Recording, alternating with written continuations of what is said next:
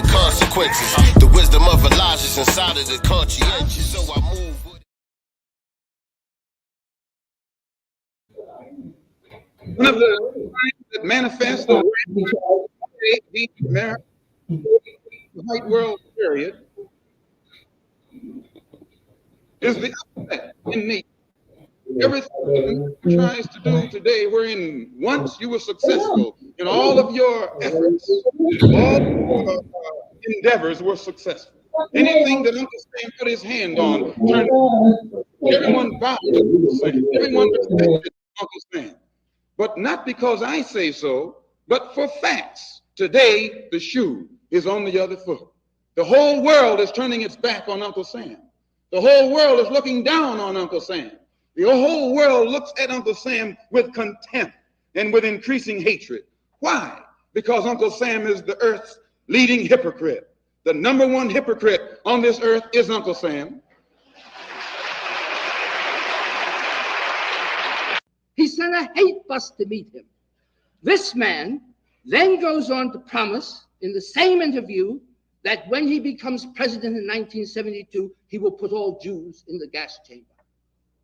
Now, my friends, I know Malcolm X. He is no fascist. I am merely pointing out that if you do not have an adequate program, and if you do not rely upon the progressive allies, you throw yourself open to being utilized by these people who have no interest in what we are doing. The Muslim movement basically fails to see the real problem. The problem can never be stated in terms of black and white. I am here to tell you in a showdown, I will stand with Jim Peck sooner than I will stand with many Negroes I know. This democratization and socialization the Negro cannot do alone. He can contribute greatly toward it. He can contribute vastly toward it. And any movement which begins by blocking out the active cooperation of the best minds, many of which are white as well as black, as to the nature of the new society we need to have here, the process of socialization which we need to have here, is unrealistic and fighting a losing battle.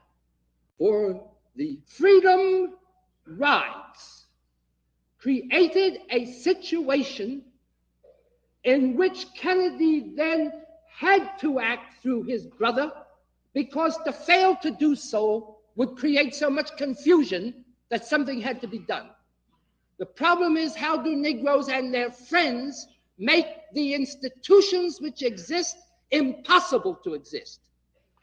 The way in which the segregation was done away in the Woolworth and other stores in the South was by people sitting and saying, either you will have no places to eat or they will be integrated. When we did that, they were integrated. Furthermore, I maintain that even if it were possible to bring any degree of progress now, it is going to be because as we follow this form of mass action and strategic nonviolence, we will not only put pressure on the government, but we will put pressure on other groups which ought by their nature to be allied with us. And they will have to stand up and be counted in their own interest. Spokesman for white people. White people are too intelligent for that. Well, we today are waking up to, and there's no so-called Negro married to a white woman that can stand up and say that he speaks for the black masses. Maybe he can speak for the bourgeois, the bourgeoisie. But as Dr. Rustin pointed out, he doesn't speak for the black masses, and there are more poor black people in this country than there are rich black people. Please. So the Honorable Elijah Muhammad says that if you try and keep us here against our will and enforce segregation upon us, you're going to have violence throughout the country. You're going to have it whether you like it or not. And when I say Kennedy, I mean John F. Kennedy. The man who promised all the American so-called Negroes who vote what he was going to do for them when he got in office, and has yet to do the first thing that he promised, but has paid off the Negro leadership so that they are silent and say nothing about the promises that he originally made to get Negroes to vote for him. I would like to point out another point before we go any farther. We who are followers of the Honorable Elijah Muhammad do not make a choice between integration and segregation. Segregation doesn't enter into the picture at all. We are for separation, not segregation. Segregation, as we're taught by the Honorable Elijah Muhammad, is that which is forced upon inferiors by superiors. Separation is done voluntarily by two equals. When you find an all-white school, they don't call it a segregated school, they call it a separate school. When you find an all-Negro school, they call it a segregated school, because it was set up by the white man. If it was an all-black school that had been set up by the black man himself, run by the black man himself, with the curricula that they follow, put in the school by the black man himself, they would call it a separate school. And it would be just as independent and on equal basis with the white school. People who are defenseless, who are harmless, and because of your indoctrination and brainwashing, brainless, senseless, have no intellect whatsoever of their own where they can think for themselves. And it is because America has taken millions of black people from the East, from their own culture, from their own civilization, and brought them here and stripped them and brought them down to the level of an animal, and then turned around and taught them that they were savages in the jungle, cannibals eating people. When they were caught and brought here, this is supposed to justify the American white man's treatment of these people. It's like taking a horse, putting him in a cage, tying him up, and putting another horse on the outside, and then tell everybody the horse that's in the cage can't run as fast as the one on the outside. And this is what you have done to the American Negro. You have brought us here and stripped us of everything we once had. You've stripped us of our culture. You've stripped us of our language. You've stripped us of our God, our religion, our background. You've cut off our roots, all ties that we once had with our own kind in the East. And after stripping us of our roots and destroying us as a people, making us become dead as a people, mentally and otherwise, then you point the finger of scorn at us and tell the world that we're not ready for freedom, that we're not qualified for freedom. All praise is due to Allah. And it is for this reason that God is bringing America to her knees. It is for this reason that God is going to judge America. It is for this reason that America is doomed. And it is for this reason that we who follow the Honorable Elijah Muhammad feel that our only hope is not integration with a doomed society, but complete separation from a doomed society.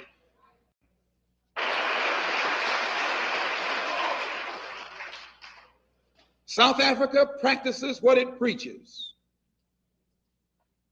Russia practices what it preaches. Franco Spain practices what it preaches. It's a dictatorship. It doesn't preach freedom. South Africa doesn't preach freedom. Russia doesn't call itself the leader of the free world. It's America that looks upon herself and represents herself as the leader of the free world, while she has 20 million black people here who aren't even citizens. 20 million black people here.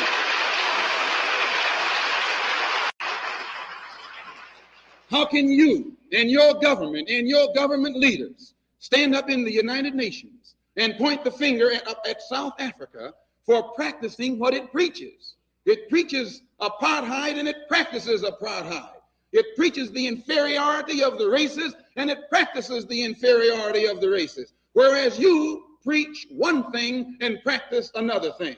You say that this is a land of equality and 20 million of your black citizens, so-called citizens, don't have equality.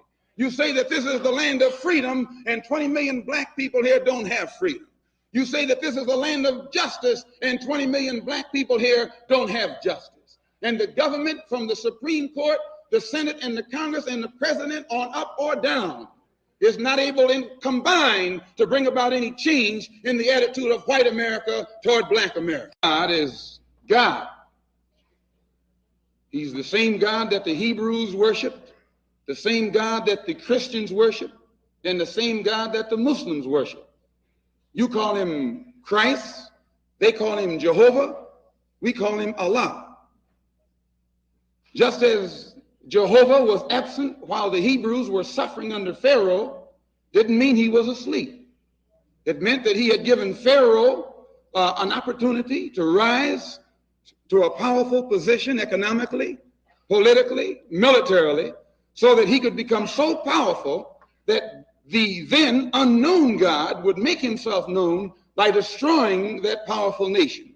And if you read your Bible, I think that you will agree that this is the case. God told Pharaoh, "It is for this cause that I raised you up. It is for this cause that I myself bless you and your nation to become as powerful as it is." You've become so powerful, now you think you're God. And you have my people in your clutches. So I will prove that I'm God by taking the ones that you look down upon and elevating them while I destroy you. And your only way to avoid that destruction is to submit to these same people whom you in the past have been making submit to you. That he has not got it. It is also that the black Muslims have put forth, as you ought to know, no concrete program except speaking on 125th Street. Now, if I put the kneel-ins against merely speaking on the street, at least that's a program. Come up with a better one. Eisenhower, a couple months ago, referred to the situation that the West faces as Armageddon in a speech in Chicago before some distinguished Republicans, if there are such. And he referred to this crisis that America is facing as Armageddon because of the nuclear-tipped missiles that are poised all over the earth. If this destruction is ever turned loose on America, the Negro has no fallout shelters. And white people who have them, you won't even let Negroes in white neighborhoods during peacetime. How will he get in your fallout shelter during wartime? You haven't yet desegregated New Rochelle. How are you going to let Negroes, when you're under attack, into a space that you yourself hardly have room in? Why, you're crazy if you think we even think that you will. So we're not relying on fallout shelter. We're not relying on air raid shelter. As I said earlier, we're relying on God. When God destroyed Sodom and Gomorrah with fire, the honorable and brimstone, the Honorable Elijah Muhammad teaches us that that's only a symbolic story designed to paint a prophetic picture of what America is faced with today. Because of the immorality and indecency and corruption that exists in all levels of American society, God has doomed America for destruction. The only salvation or escape is through God and with God. This is what we teach. And despite the fact that we tell you that we rely 100% upon our God to protect us against the trouble that you have gotten yourself in. You didn't get us in this. It's trouble that you have gotten yourself in. If you notice, whenever I refer to America, I don't say we, I don't say I or our, I say you. This is yours. It's not me or mine. And you'll find that this thinking is increasing among black people today. They don't say our government, our president, our Senate, our Congress, nor do they say our troubles. They say your president, your Congress, your Senate, and your troubles. We get closer to God, as Dr. Rustin said, by stripping ourselves. One of the All right, family. Let me see. Here we go. I had to mute you. Nice. You had some noise going on in the background over there. Oh, that's what was going on in the background over there. She's going to help me co-host today. Who is this? This is my great niece. Pretty little thing. Yeah. Who baby is fever that? over here. My great niece. Oh, your great niece. Beautiful. Niece. Beautiful. That's Thank what's up. you. I didn't know Marcel was coming on today. I know you talked about it yesterday, but I didn't know you actually got him. Yeah, you just gonna blow the spot, huh? We ain't even gonna do no proper intro or nothing.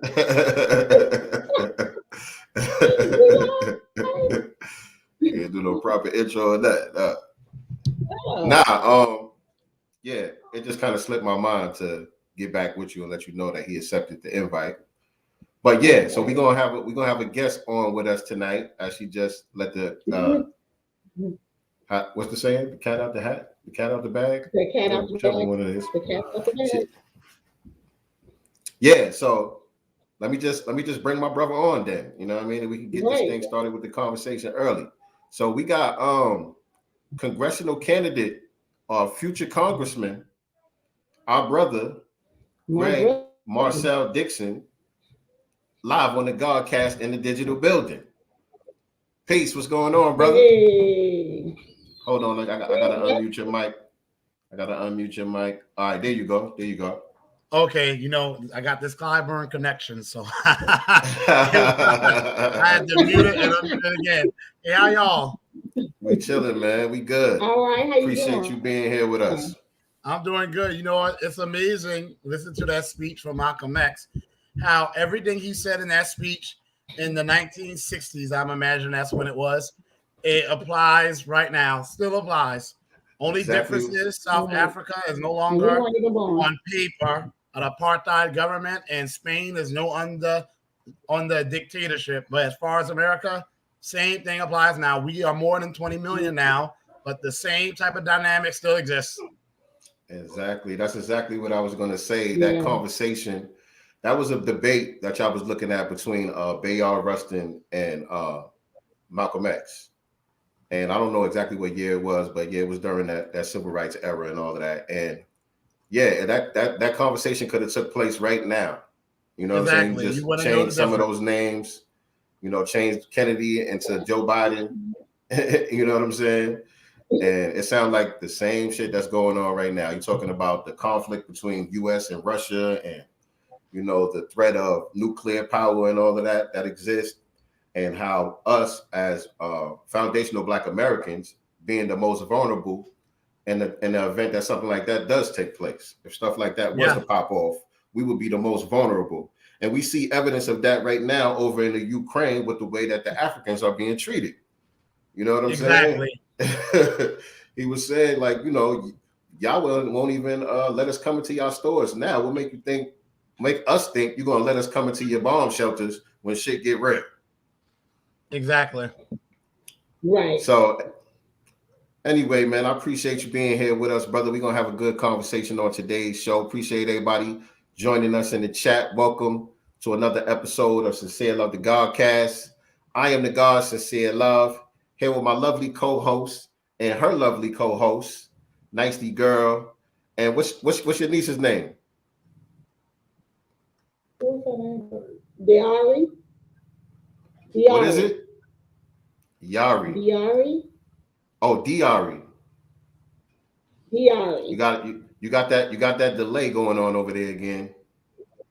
I know. I don't know what's going on. If I have to, I'll change to my phone. You might be in my district. So it's you having South Carolina District 6 problems. Yes, indeed. So that's my co-host, ladies and gentlemen. And as you can see, we have a special guest today, our brother Marcel Dixon. Tell them who you are, Marcel, for those that don't know. So y'all, my full name is Greg Marcel Dixon. I am a teacher here in South Carolina. I'm running in South Carolina District 6 to represent the people here in this 97% rural swath of mainly coastal South Carolina. And I am trying to become the next U.S. congressman for this area. Yes, indeed. Running on a reparations platform. Yes, indeed. Yes, indeed. Reparations for foundational Black Americans, freedmen. Yes, indeed. And so I invited my brother to come on today to have this conversation with us. As y'all can see, the title, I wonder, you guys, before we went live, could y'all see the thumbnail on this video post? Because on some screens there was no thumbnail that was showing. On my phone it shows, but on my computer it wasn't showing. And a couple of people were sending me screenshots that there was no picture showing on the thumbnail. And so I'm just wondering if there was just some type of glitch going on, or if YouTube is playing games, because this is a touchy, bit of a controversial subject that we getting into today. and the title is, do Black First Spaces promote homophobia? And I was inspired to have this conversation by a space that you held yesterday on Twitter, Marcel, hosted by our brother Nas, right? Nas was the host. You were the co-host. Nas Escobar. Yep. Shout out to Nas Escobar. What's the other young lady's name that was co-hosting? So Samantha, her Twitter tag is Black Political Swingers, and the other person was Alexis, and I'm not sure what's Alexis' Twitter tag. I'm gonna pull it up right now. Alexis's Twitter tag is Lexi, Lexi with WHIT. Yep. And so they had a space yesterday, which was a fantastic space. I might add. Space, I just want to let you know, is my weekly question and answer. And every week I do a new topic. It's always going to be about something with which I want to speak with our people and those who are true allies, the far few in between of our people. And then I want to open it up because reparations is on what I am running. Yes, but my slogan is repair Black America to fix America. And reparations is an essential part of that. However, we also have to have conversations about intra-conflict that we have amongst ourselves as a people. And being that's an issue that's always has been an issue that's kind of haunted me my entire life, seriously, I said I'm going to address the pink elephant in the room because that's the question I get asked a lot. Well, in that particular context. What question in particular? What's the pink elephant? People will say, well, you're LGBTQ. So how do we know that once you get to Congress, they're not going to flip the switch on us and tear off your navy blue or olive green suit and put on a pink suit and a rainbow hat and start, and start becoming the LGBTQ candidate? And of course, I always tell people, and I'm going to say it here. One, there are no guarantees, but with me, there is. That's never going to happen. Because if I was going to do that, I will be doing it now. Because I would imagine it will be much easier for me to run on an LGBTQ platform than on a reparations platform. So if I was going to do something that would be easier, because people felt that I would just sell out and make my life easier, then I will make my life easier now. No, right. I am choosing to run reparations. I've already had pressure applied on me from organizations who said they would have helped me raise funds, telling me to drop my stance against both illegal immigration, obviously, but also wanting to lower the level of legal immigration, to drop my stance against the very high level of abortions in the freedmen community, because they want us to abort ourselves out of existence. Is exactly what they want. And then I've had people tell me to abandon the aura word. They won't even say the word reparations. So if I was going to sell out, I will be doing it now. And I always say to people, a person who will sell out to get to where they are going is a person who will sell out once they get to where they want it to go. I'm not selling out to get to where I want to go. Like I told that strategist from the Democratic Party, who's an insider with the Democratic Party, I said, I'd rather lose an election than lose who I am. However, that doesn't seem to be enough. So I said, you know what? I want to speak on this issue at length, because I'm not the type of person who ducks controversy or ducks tough topics. If I was going to be doing that, then I wouldn't be running for Congress. And I'm the type of person who's going to duck tough topics. I embrace tough topics, because a lot of times an issue is only tough because we have failed to talk about it and address it. Yes, indeed. Now, again, for those that don't know, for those that may be unfamiliar, talk a bit about your opponent, the guy that we're trying to unseat down there in South Carolina. Congressman James Clyburn. He's been in Congress for 30 years. He's had a majority Black district. And after 30 years of being in Congress and being the most powerful, one of the most powerful politicians in the United States of America, his majority black district, in which I have lived my entire life, is the sixth poorest district in the United States of America. We have 435 districts total, and his district is the sixth poorest, meaning we only have 5 more slots to go until we are the poorest. And here's what I want to say to people, because I get very sick and tired of hearing this. The excuses made for this man. One, people want to blame it on the Republicans because South Carolina is a quote unquote red state. Well, first of all, he knew that when he signed up to take the job. Okay, you don't jump in the water and you knew the water was cold and they complained that the water's cold when you knew that when you jumped in there. He knew South Carolina was a pretty much Republican controlled state when he took the job. South Carolina is less Republican controlled now than it was during the time when he took over. So that's first of all. Second of all, he just got $16 billion in infrastructure for the state of South Carolina, right? And people want to celebrate that. Not me, because South Carolina's infrastructure was rated as a D, almost an F, a decade ago. And it was said that South Carolina would need $67 billion a year just to maintain our infrastructure and to stop it from going to an F. So a one-time infusion of $16 billion ain't doing nothing. However, the reason I bring that up, because he's going around bragging, look at me, I got Republicans to vote for this. So here's the thing that I find quite hypocritical. You can't take credit for the good, but then when people bring out the bad, you want to say that's the Republicans' fault. If you are going to take credit for the good, then you also have to take the responsibility for the bad. You can't have it both ways, and he wants to. Second of all, he can do policies. He's showing us that. He has been instrumental in helping Joe Biden get his do-nothing policies done for every other group except us. Like right now, they're trying to push this bill called New Deal for New Americans, which is pretty much amnesty for illegal immigrants, where they want to give 20 million illegal immigrants protected class status for 20 years. They will not be able to be deported. Not only that, they want to take federal dollars and give illegal immigrants resources in housing and job and health care and in education. He is helping to push that. He just wrote a bill for the Catawba Native American, a group of people who used to enslave our ancestors. Not only were they enslavers, they made their number one career during the days of chattel slavery, hunting our ancestors down. They were so cruel that our people preferred to be enslaved by the whites, okay? He wrote a bill for them, giving them additional land so they can build a multi-million-dollar casino.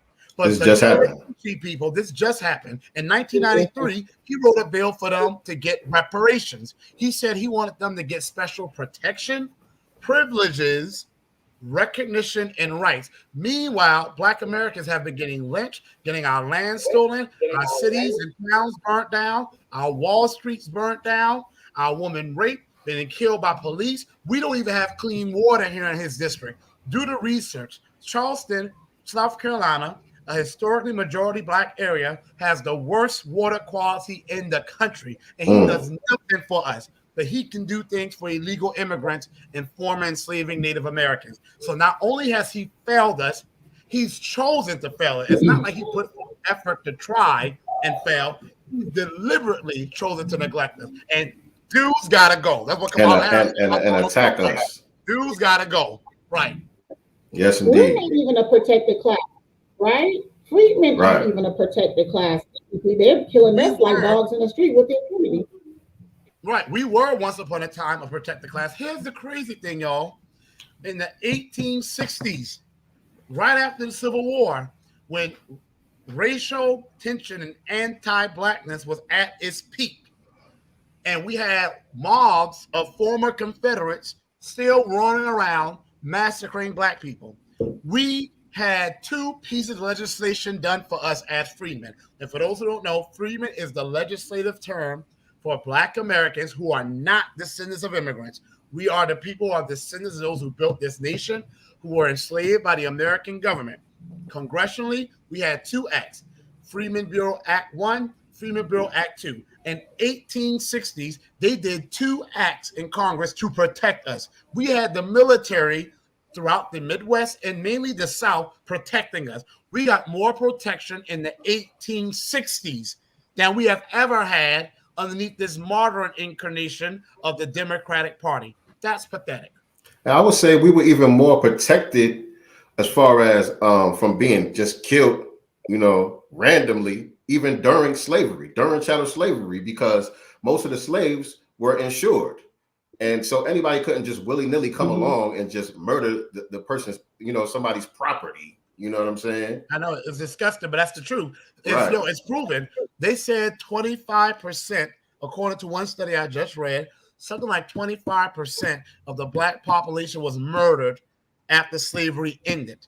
The murder rate of our people, the terrorism we went through, drastically increased the genocidal levels during Reconstruction because there was no incentive to protect us because we were no longer an investment. Right. And yet we are still here.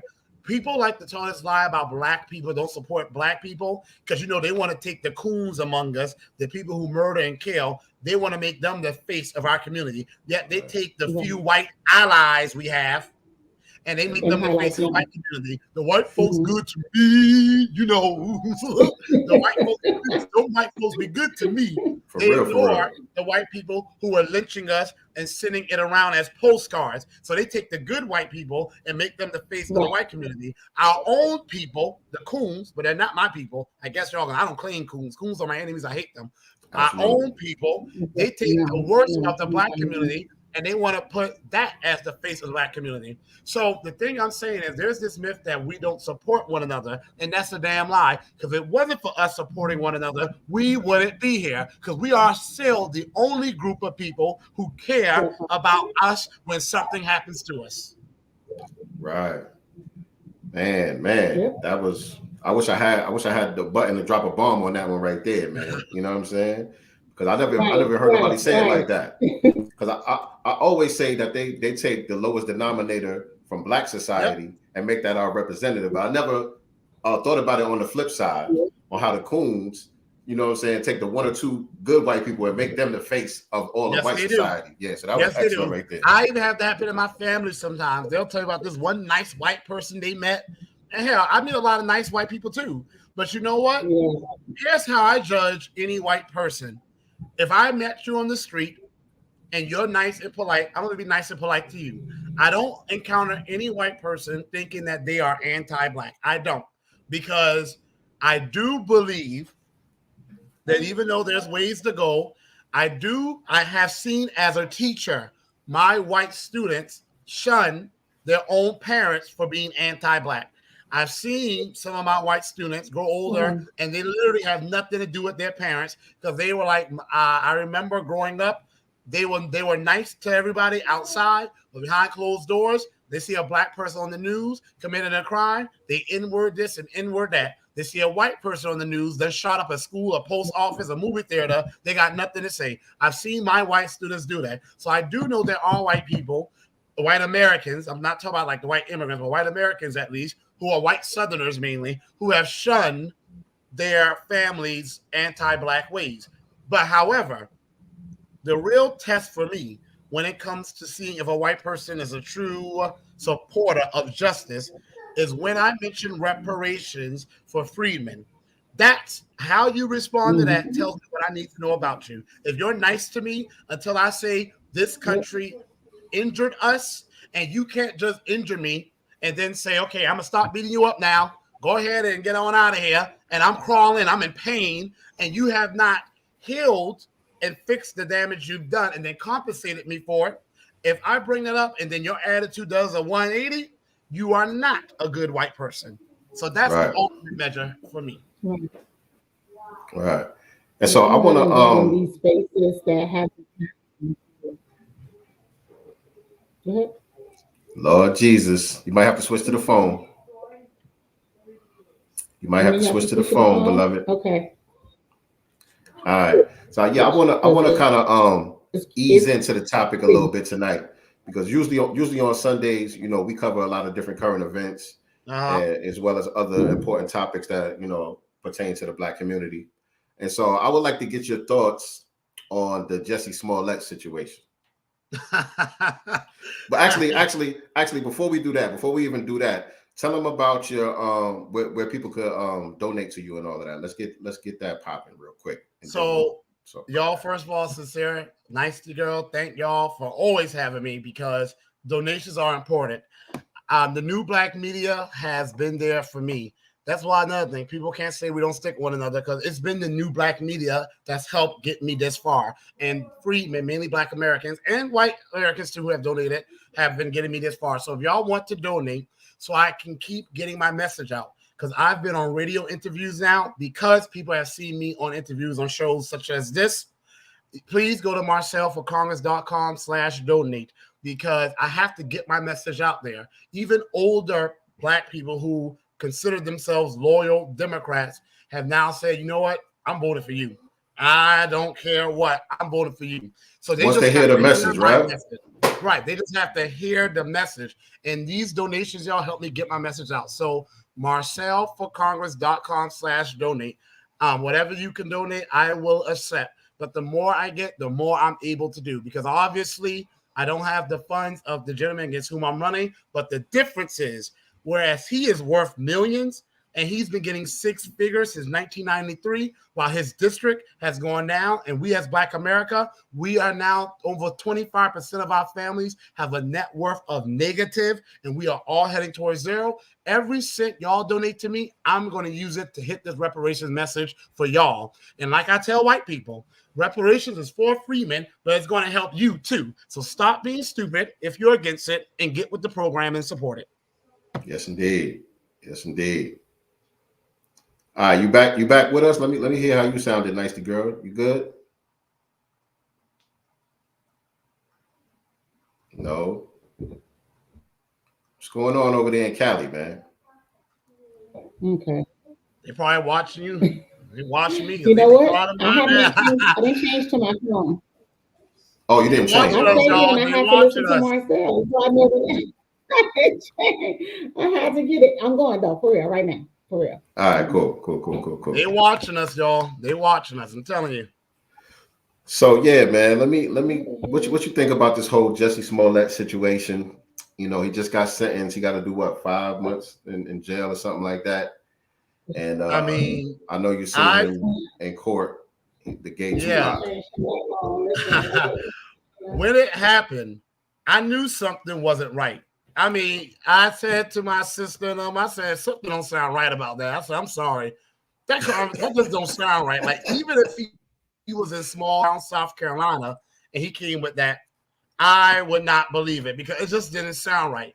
I do feel, though, it says a lot about this country, though, that they relentlessly pursued this man. And was he wrong? Because, you know, he maintains his innocence, that he was found guilty. So I'm looking at it from that context. Who knows? Look, 70% of people who have been arrested and convicted wrongly are Black men. And every single day, we see multiple Black men who done lost decades of their lives being released from prison for a crime for which they were wrongly convicted, and they said they did not do it, and everyone believed they did. Only later on we found out they didn't. So I'm going to say he says he's innocent. But as far as the room being considered guilty, if he is guilty, here's what I would say. Okay, it's wrong. What he did is wrong. Wrong is wrong, okay? However, it says a lot that this country relentlessly pursued that man and wanted to make an example of him, and were more outraged about him making a false release report, and really wish no one was hurt.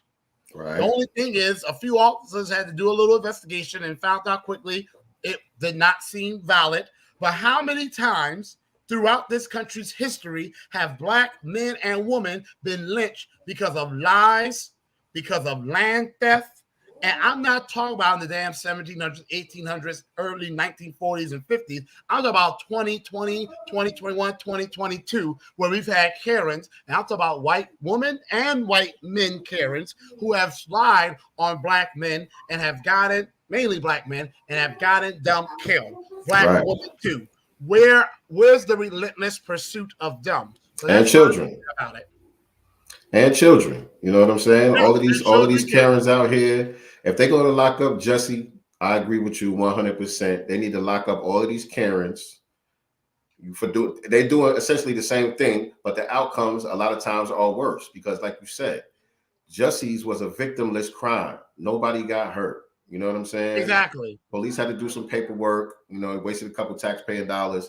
All right, the fine, I could see that. You know what I'm saying? You want to give him some probation or whatever, that would even be excessive.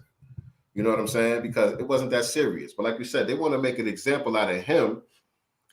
And I also see that Kim Fox, who was the former prosecutor out there, she's willing to go on her sword for this bullshit too.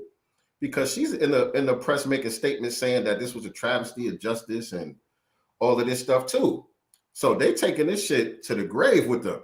You know what? It infuriates me. How often have tax dollars been squandered? We want to talk about tax dollars. How about the Freedmen's Bank, where Congress and the white executive that they put in charge squandered our earned money and sabotaged the Freedmen's Bank that was supposed to be for our people? If they want to talk about squandering, so if they want to play if you waste tax dollars, there must be a consequence game. I'm for that. Let's give Freeman back all the tax dollars we've put into this country. That's not even reparations. Let's just talk about the tax dollars our ancestors, our parents, grandparents have spent in this country, but were legally prohibited from benefiting from it. Give us back those tax dollars that we never got. So they make tax dollars such a big thing. Right. So viewer one, you saying that the link wasn't in my post on Twitter? Because I definitely pasted the link with it. So I don't know. Maybe they're suppressing us tonight. You know, that just like I said, the title and the thumbnail. They knew Marcel was coming. They have to be. You know what I'm saying? I think they might be playing with the stream tonight, y'all. That's probably what's going on. But again, everybody who is supposed to be here is here. So we appreciate y'all joining us. Just make sure y'all hit that like button. Please share this out on your social media platforms so other people could be aware that we are live. Let them know we live right now, chopping it up with Marcel Dixon. And yeah, make sure you click the notification bell as well so you can be reminded whenever we go live with new content. YouTube made this link not work earlier. Yeah, so I don't know what's going on with that. Ain't really much we can do about it. So I just want to touch a little bit on the Justice Smollett. Go ahead. Okay, so I'm kind of 50-50. Like, I really don't care if he does jail time. Do I feel like he should get it? No. I don't feel like he should get it, but I don't care if he does, only because he brought it on himself. There was a point where he was calling himself the gay Tupac, you know, and everything was more gay first than it was black, you know what I'm saying? And so he brought it on himself. So for me, it's like, I'm not going out there protesting. If they needed me to write a character letter or something like that, I wouldn't even do that. Like, hold your own at this point. You brought it on yourself. That's just where I am with it. Right. Yeah. He only started becoming black first when he started getting put on him. And you know what? Yeah, so I'm like, whatever. I just want to call the hypocrisy. I don't think he should be there. Yeah, he definitely could hold his own nuts. Him and his white LGBT liberal friends. Exactly. And you know, Kamala Harris and all the people who was down with this whole nonsense. Let them you know, go to bat for him. But at the same time, we're not going to support non-justice. You know what I'm saying? No. So we're gonna point out the hypocrisy. Big thing is, though, I want to say is when people were believing, I always felt the story was kind of strange. Like I said, I wouldn't believe it from day one. Even if it happened in my small town here in rural South Carolina, I was looking at a little side eye. However, even when people were believing it, they were making it more about homophobia than about anti-blackness. So they were already trying to take the black out of it and replace BLACK with LGBTQ. So yeah, bingo. And he was all for it. Right. And because every time the people involved were also black. The two African dudes. Right. So yeah, but we're talking about with the lie though. The lie he said was two white guys with MAGA hats on. or something Oh, like yeah, that. he sure did. Yeah. So when it was the lie that was being circulated, and we were just pointing out the racism, you know what I'm saying? Well, not we, because I didn't believe it. I wasn't tweeting nothing about it. Most black people was just quiet. Most black people wasn't We just knew saying it nothing. was like David Chappelle said. We knew something was up Right. there. But if you said racism and you didn't mention homophobia, oh, they was coming down on you. Your Twitter, your comments, your mentions would get flooded with people saying, "Oh, don't forget about the homophobia. Don't forget about the homophobia." Like you said, they was trying to change the subject and really champion that. And immediately you had all of these white LGBT organizations collecting money, pushing legislation. They was talking about that anti-lynching bill and all that. They were trying to push stuff through real fast behind this whole Jussie thing, and then it started falling apart on them.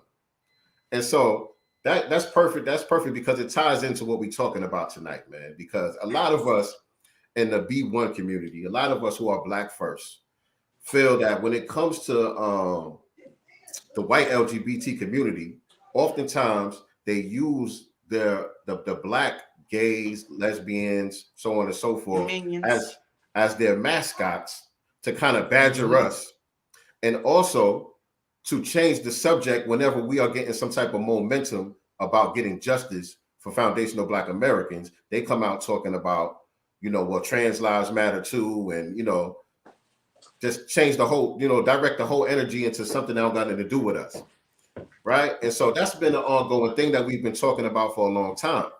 And so when you guys had your space yesterday, there were some members of the community, I guess. I don't even consider the Black folks to be members of the community. I don't know either. what I'm saying?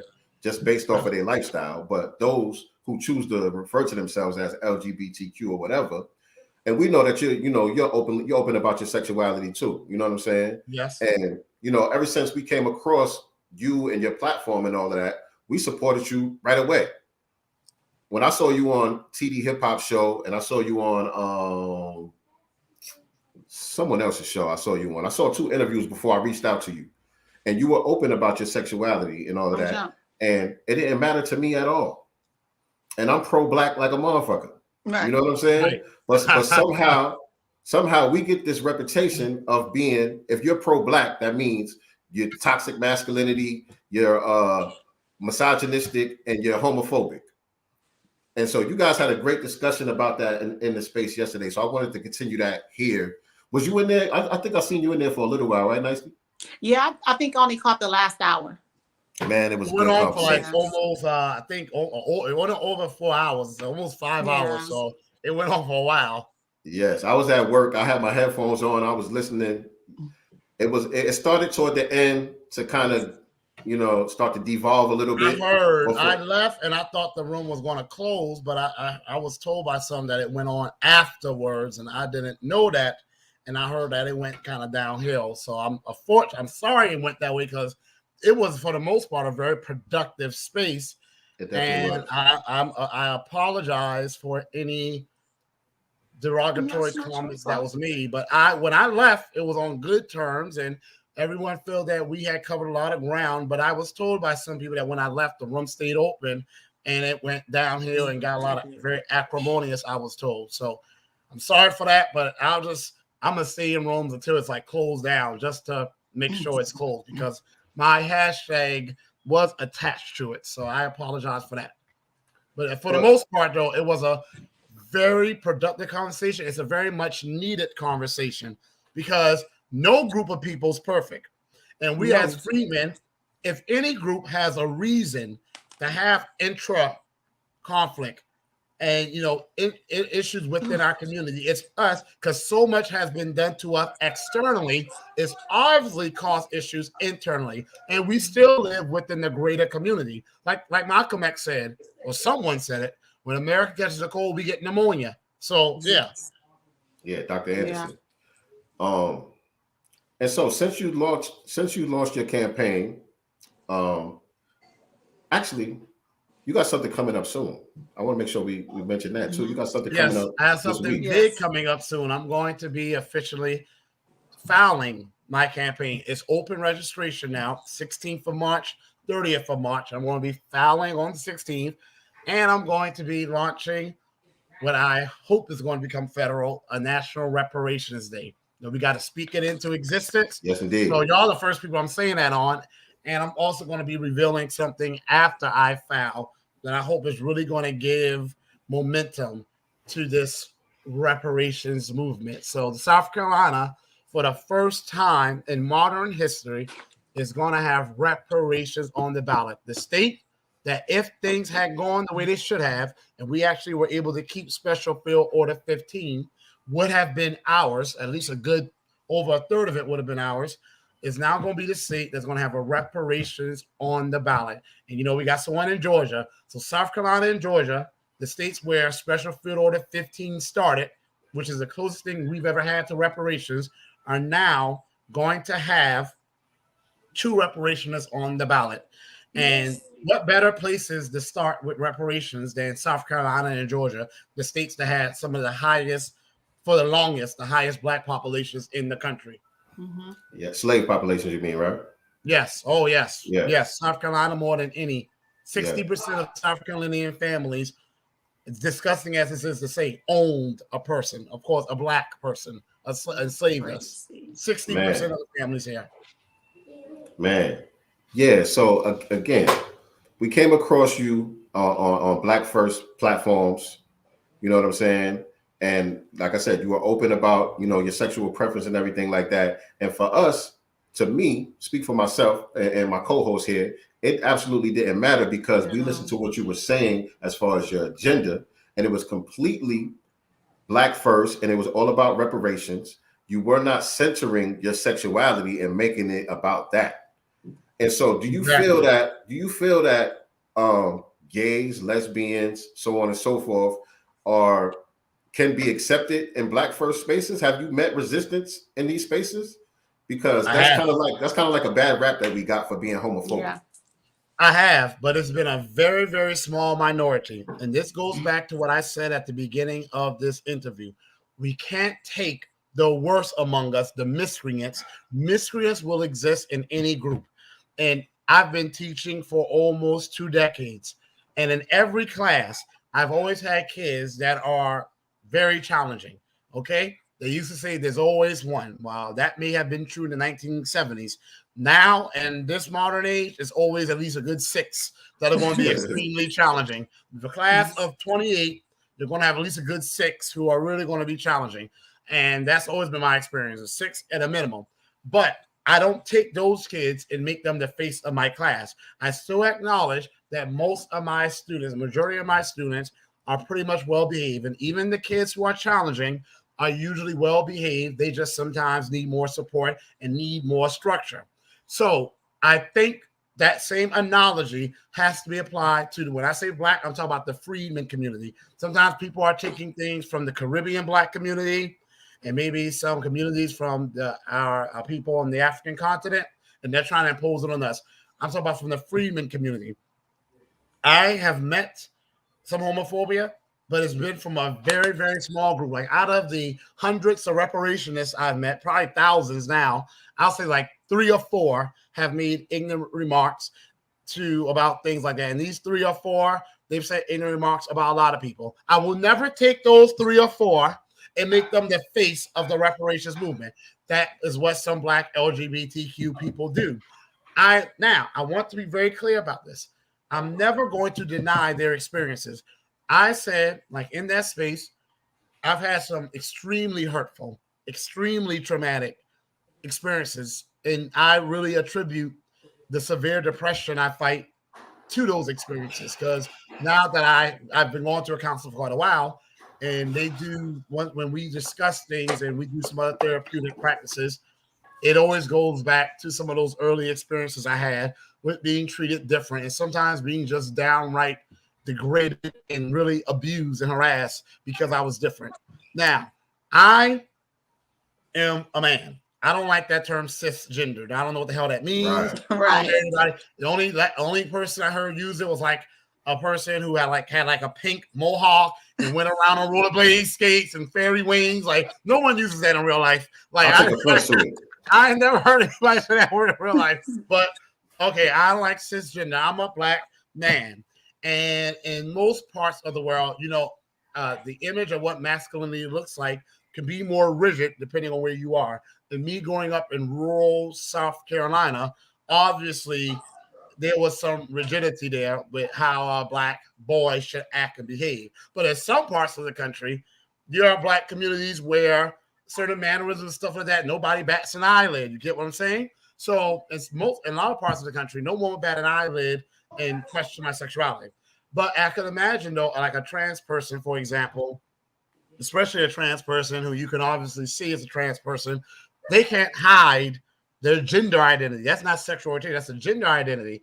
I can only imagine the inner turmoil they may go through, because I went through a lot of inner turmoil and I still do as a grown man.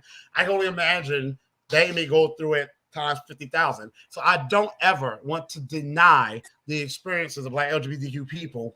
And I hate that term because I don't believe there's a black LGBTQ community. There really isn't.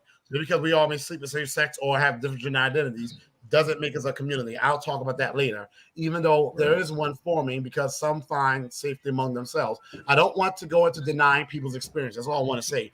So if a person says they've been mistreated and harmed, and most of the people that have mistreated and harmed the black men, okay, I can believe them. But I will also say to them, if you're black, obviously most of the people with whom you're going to associate are going to be black. If I was a white boy and I had my same experience, it would more likely be white people doing it. The same way more white people are more likely to be killed by other white people, most black people are most likely to be killed by other black people. Most conflict or unfortunately crime is intraracial. So what I tell them, though, we can't go take the worst of our community and put them at the face of it. So I won't do that with our community, and I won't do that with the reparations or B1 or pro-black movement. You about the alcohol? Right. And so there was a trans person in the room that was saying, you know, they just want to be a part of this black empowerment community. They don't feel accepted amongst us. You know, they immediately get rejected and they're not given a voice and things of that nature. You know what I'm saying? And at first, you know what I'm saying? I'm like, okay, all right, I can see that might be an issue. And the more I heard this person talk, I started to see why they might have been, and I don't, you know, I wanted to invite a trans person on, but I felt like it wouldn't be a productive conversation because for me, I'm not going to refer to you as she and her and a woman and all that. You know what I'm saying? Maybe I'm wrong for that. You know what I'm saying? And I know that they're going to take that as me being disrespectful. I'm automatically going to be transphobic or whatever the case may be. Because if I know that you're a man, I'm not going to refer to you as a woman. You know what I'm saying? I feel like that's your right to identify however you want to identify. And you shouldn't be harmed or mistreated or discriminated against because of that. You know what I'm saying? But at the same time, I don't have to participate in what I consider to be a delusion. You know what I'm saying? That's your world. I don't have to, you know what I'm saying, accept that on my part. And so that's the reason why I decided not to reach out and invite the trans person to come on, because I'm like, the conversation is not going to go nowhere just based off of that. Right? But some of the things that were said is what we see a lot of times where they're trying to change the topic. We're getting at white supremacy and talking about what needs to be done to empower us as a group. And they start talking about, well, what about us? As if there's something different. You know what I'm saying? Start separating the issues as if there's something special, that they're not being mistreated or whatever that they're saying is happening to them because of their blackness. They're saying it's because of their gender identity or because of their sexuality. And I think that's where some of the confusion comes in at. You know, there's a term that I absolutely despise, and you will only hear me say it from when I want to make it clear that I don't support it. And that is intersectionality. Okay. Right. When lines intersect, that means they cross. And I think intersectionality is actually a great word for that purpose, because intersectionality is just a way for the greater community to continually cross and betray the freeman Black American community. When people say intersectionality, that's a nice way of saying, yes, I know you're going through things because you are Black. And hey, you know what? I'm going to stop saying Black. I'm going to start saying because you're Black American, because we have issues that Black immigrants just do not understand and have never experienced. So there are certain issues we go through because we're Black Americans, free men. Okay? That intersection says, hell with you and hell with that. Let's just focus on class. Let's just focus on poor education. Let's focus on LGBTQ. Let's ignore the issues you go through as a Black Americanism. So the same thing with feminism, right? You got some of our women and some of our men who are doing this feminism thing, saying intersectionality. What happens? White Karens with pink hats and saying "my body, my choice." What has happened? White women who were just spitting on our children and holding up pickaninny dolls being lynched. Our people fought and went into the courtroom. We bled and died to get civil rights legislation done. Came out the courtroom. Those same white women now became a minority. And now over 6 million white women have well-paying jobs because of affirmative action that even Ann Coulter, a conservative white woman, says should have just been for us. How did white women go from being the people who were spitting on us, smiling and making picnic sandwiches, and doing a lynching, supporting the burning of our communities, 40% of slave owners, and now they went to being an oppressed group and got legislation based on our struggles. That's what intersectionality leads us. They talk about abortion. Black women have been saying since the 1970s when abortion was made legal, it's because of poverty that we abort our kids. What do these white women do? Do they go out there and say, hey, Black women have the least amount of wealth and the highest amount of debt? Do something for our Black sisters? No, they go and say, my body, my choice, and wearing their little pink scully hats and patting their vaginas in the street, all this crazy stuff, and get on top of cars laying naked, saying fat phobia. And I woke up one morning, the next thing I know, 80% of the abortion clinics are in the Black neighborhoods. Wait, you white woman, Becky, if you like abortion so damn much, why are all the abortion clinics in the Black neighborhoods? Wait a minute. You say fat is beautiful and fat is in, then why is it every time I look at a show, the white women are fit and have nice husbands and the Black woman is single, bitter, loud, and big? Okay? So that's what intersectionality gets us. So I reject intersectionality. It does not exist. What needs to be understood, and I need Black LGBTQ people to understand this, and I'm not being paternalistic. There are societal issues that exist in society, and they also impact the Black community, and there are issues that impact us simply because we are Black Americans. Okay, the issues with homophobia and transphobia, those are issues that exist in society at large. They do exist in the white community. The difference is a white LGBTQ person has $191,000 wealth on average, like white straight people do. And a Black LGBTQ person, like even a heterosexual Black man or woman do, only have $24,000 in net worth. So that white LGBTQ ally that you're sitting there thinking you have so much in common with, they can buy their own house and get the hell away from their homophobic family. They can go ahead and buy a lobbyist to support issues for them. And let me tell you, when that happened during the 1980s, medication to treat HIV and AIDS, the first thing that our white LGBTQ allies did, quote unquote, was they took HIV and AIDS, which was considered a disease that impacted gay white men, and they blamed it on the first disenfranchised Black group they could find, which were the Haitians. When the Haitians started standing up because of their proximity to us, the Haitians in Miami, some Haitian doctors were pushing back against that. They said, oh, damn, we got to find another poor group of Black people whom we can blame this on. They knew not to come to Black Americans with that. So then they went to the Democratic Republic of Congo.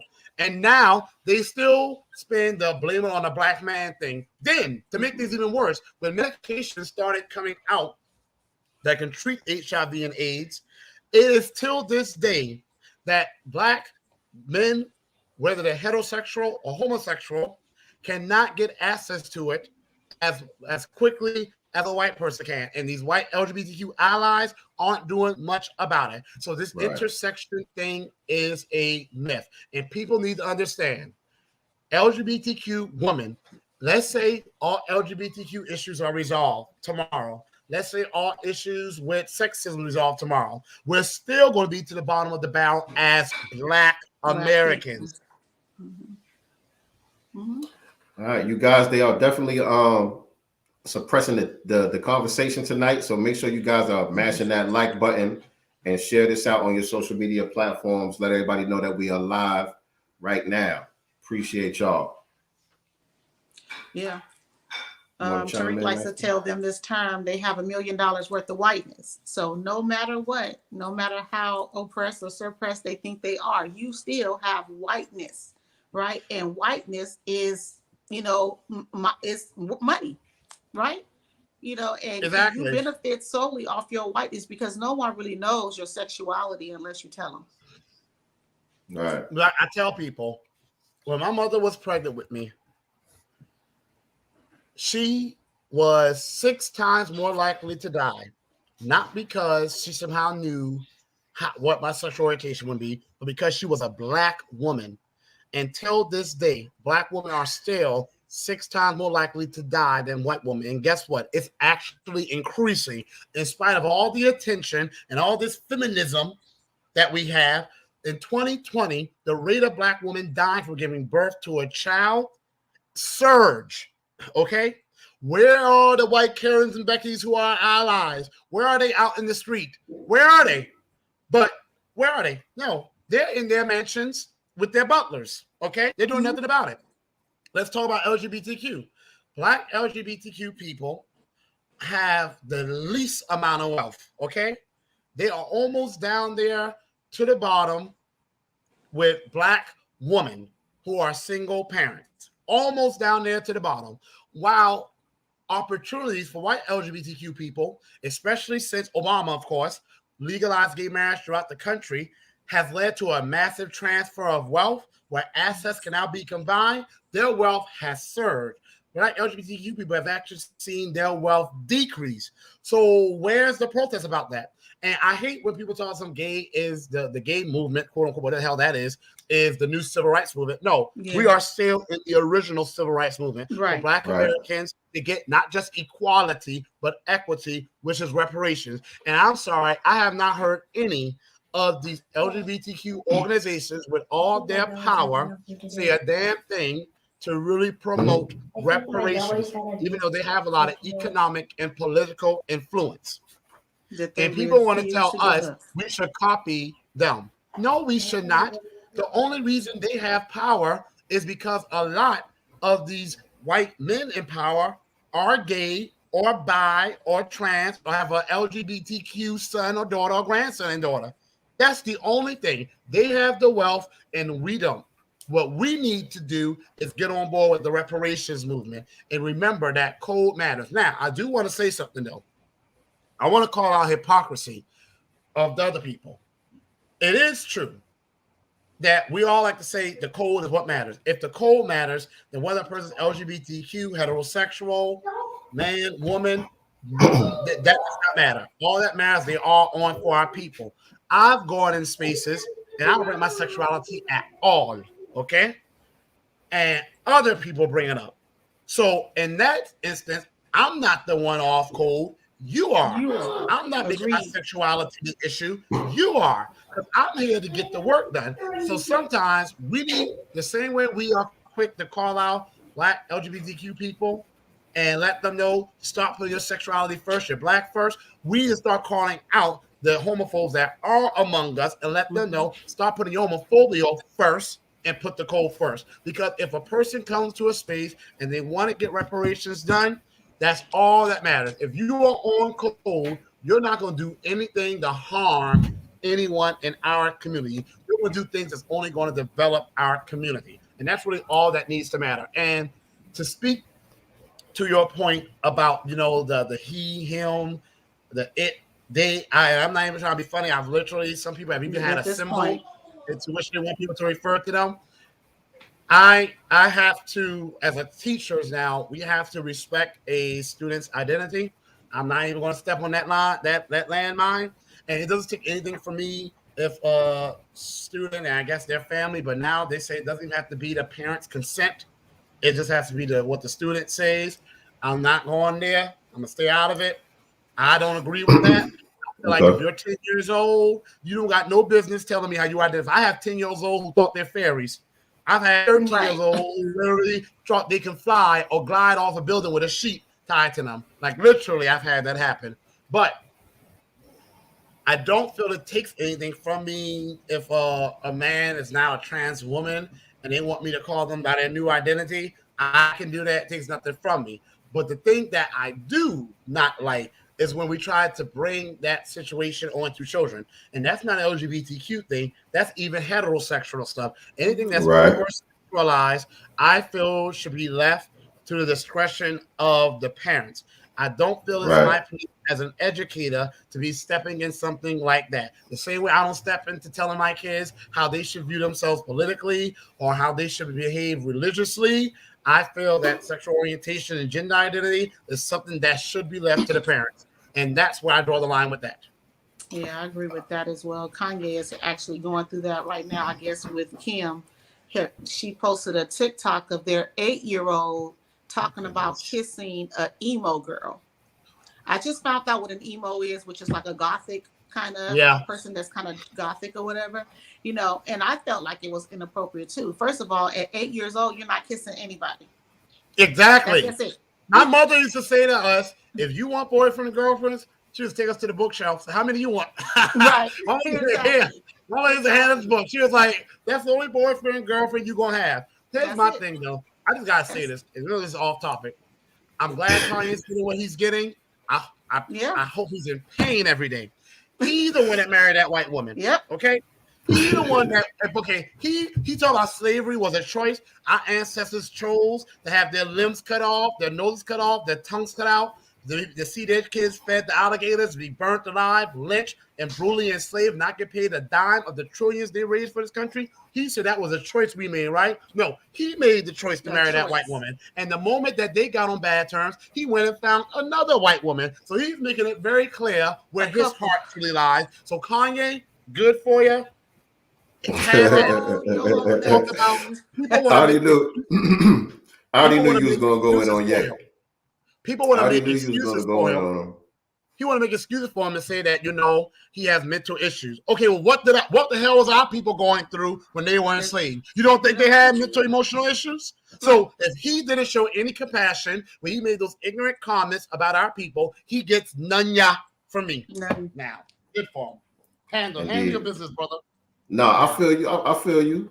My thing with the whole Kanye thing is this, I'll say this. I'm a fan of Kanye's work, his art. You know what I'm saying? Music. Him as a person, I'm the same way when it comes to all entertainers, when it comes to even so-called political leaders or whatever the case may be. I'll separate the work from the human being. You know what I'm saying? Everybody's flawed in some type of way. But with the Kanye issue, when it comes to this thing that's going on with him and Kim, for me, I speak about it, but it's not about Kanye. It's not about caping for Kanye. It's about the issue, because this is an issue that affects many of us. You know what I'm saying? Some of the things that he's going through with the co-parenting issue, I've been through and still go through, you know what I'm saying, in my own life with my own children.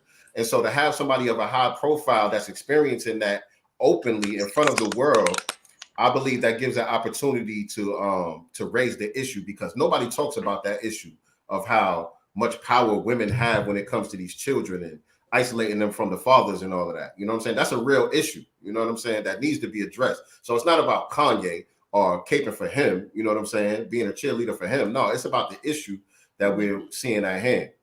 But there was a lot of things that you said there. Really quick, too. I don't believe in the LGBTQ community. There's a white LGBTQ community. They are on code and against us, just like a lot of their heterosexual counterparts. There are black LGBTQ people who really just associate amongst themselves for safety purposes.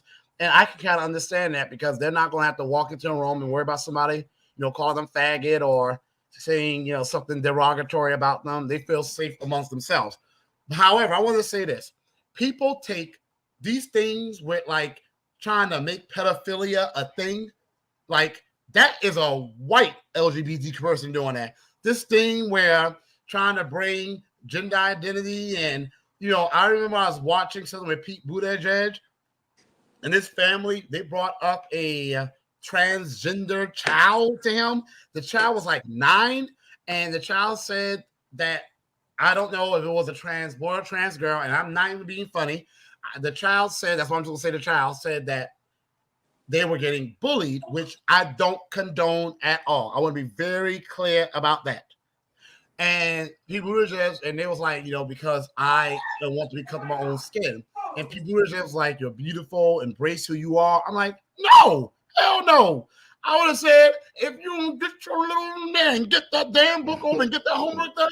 No, you see, that's white LGBTQ people doing that. Black LGBTQ don't have the power to do that. So these movements, like trying to make pedophilia a thing that people associate with LGBTQ people, which, by the way, pedophilia is something done by heterosexual people too. They're just some men who just abuse girls and some women, that just abuse boys, and just trying to bring it into the classroom and passing like this. Now Joe Biden, the segregationist in chief, he's trying to do reparations for gay people who were denied the right to marriage. I'm not sure if you heard about that. Yes, that's the white LGBTQ community doing those things, and the black people you see who are going along with that to their own detriment, those are just coons. And like I said in my space yesterday, coonery is not unique or exclusive to any sexual orientation. Facts. It is among all. Yeah.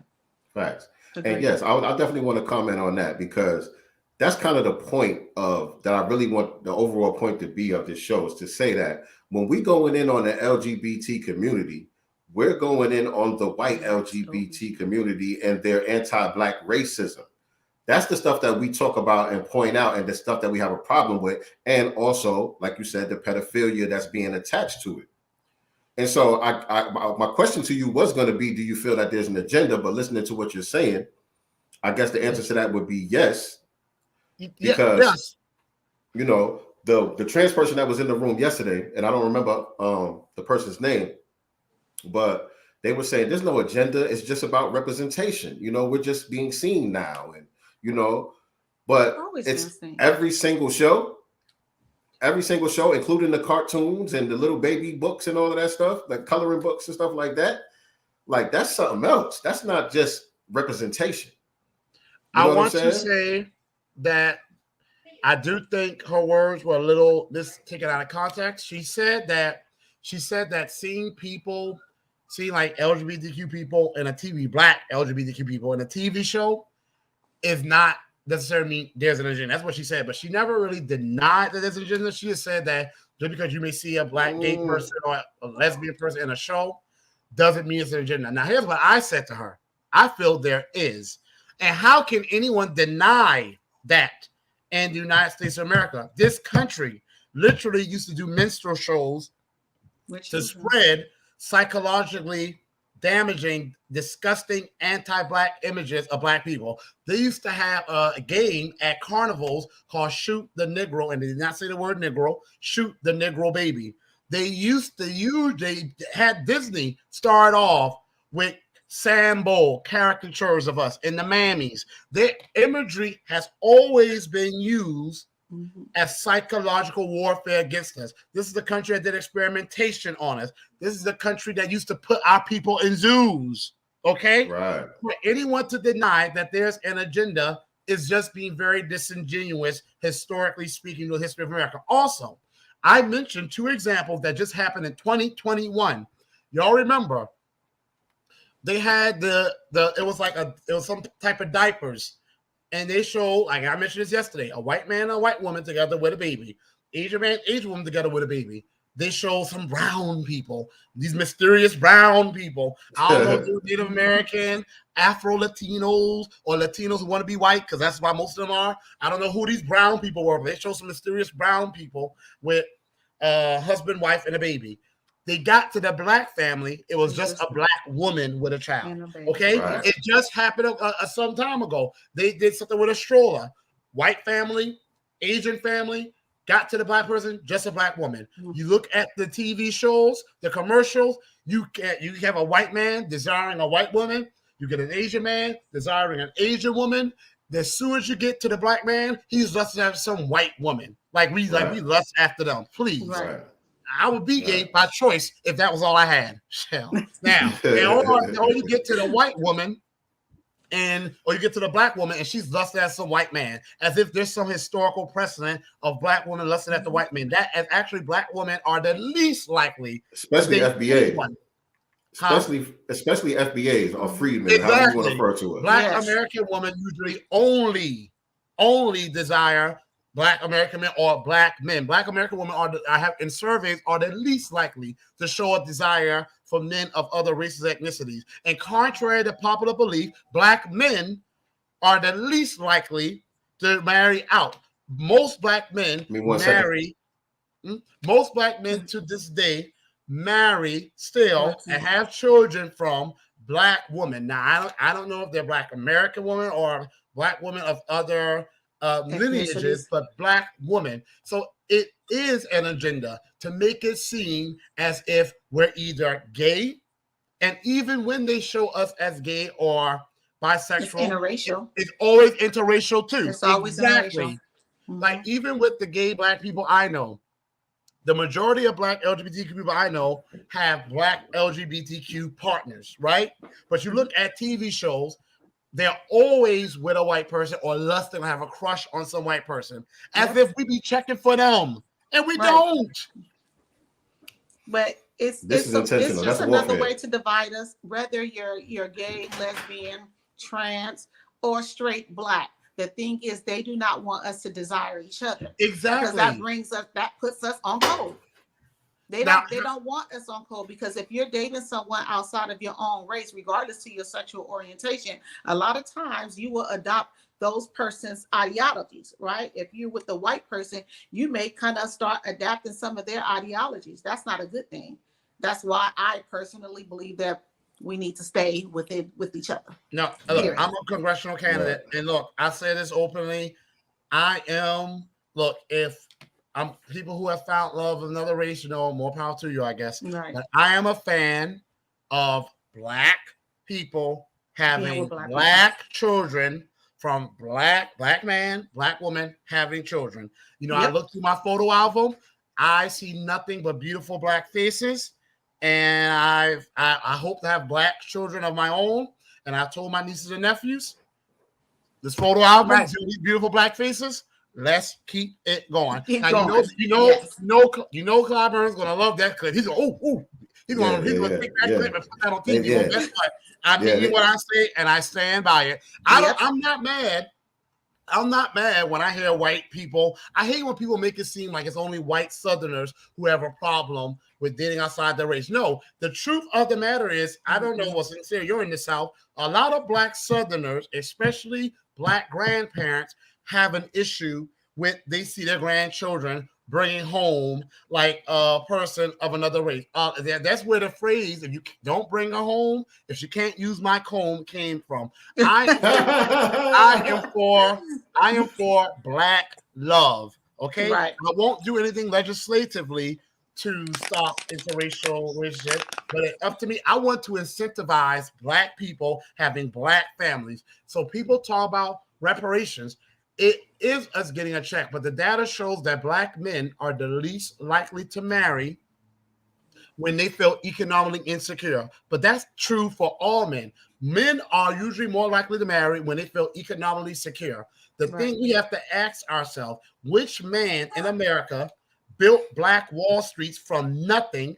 Of course, Black women were there too, but not just one Wall Street, several Wall Streets, Virginia, Mississippi, South Carolina, Oklahoma, the one that's most popular, North Carolina, Florida.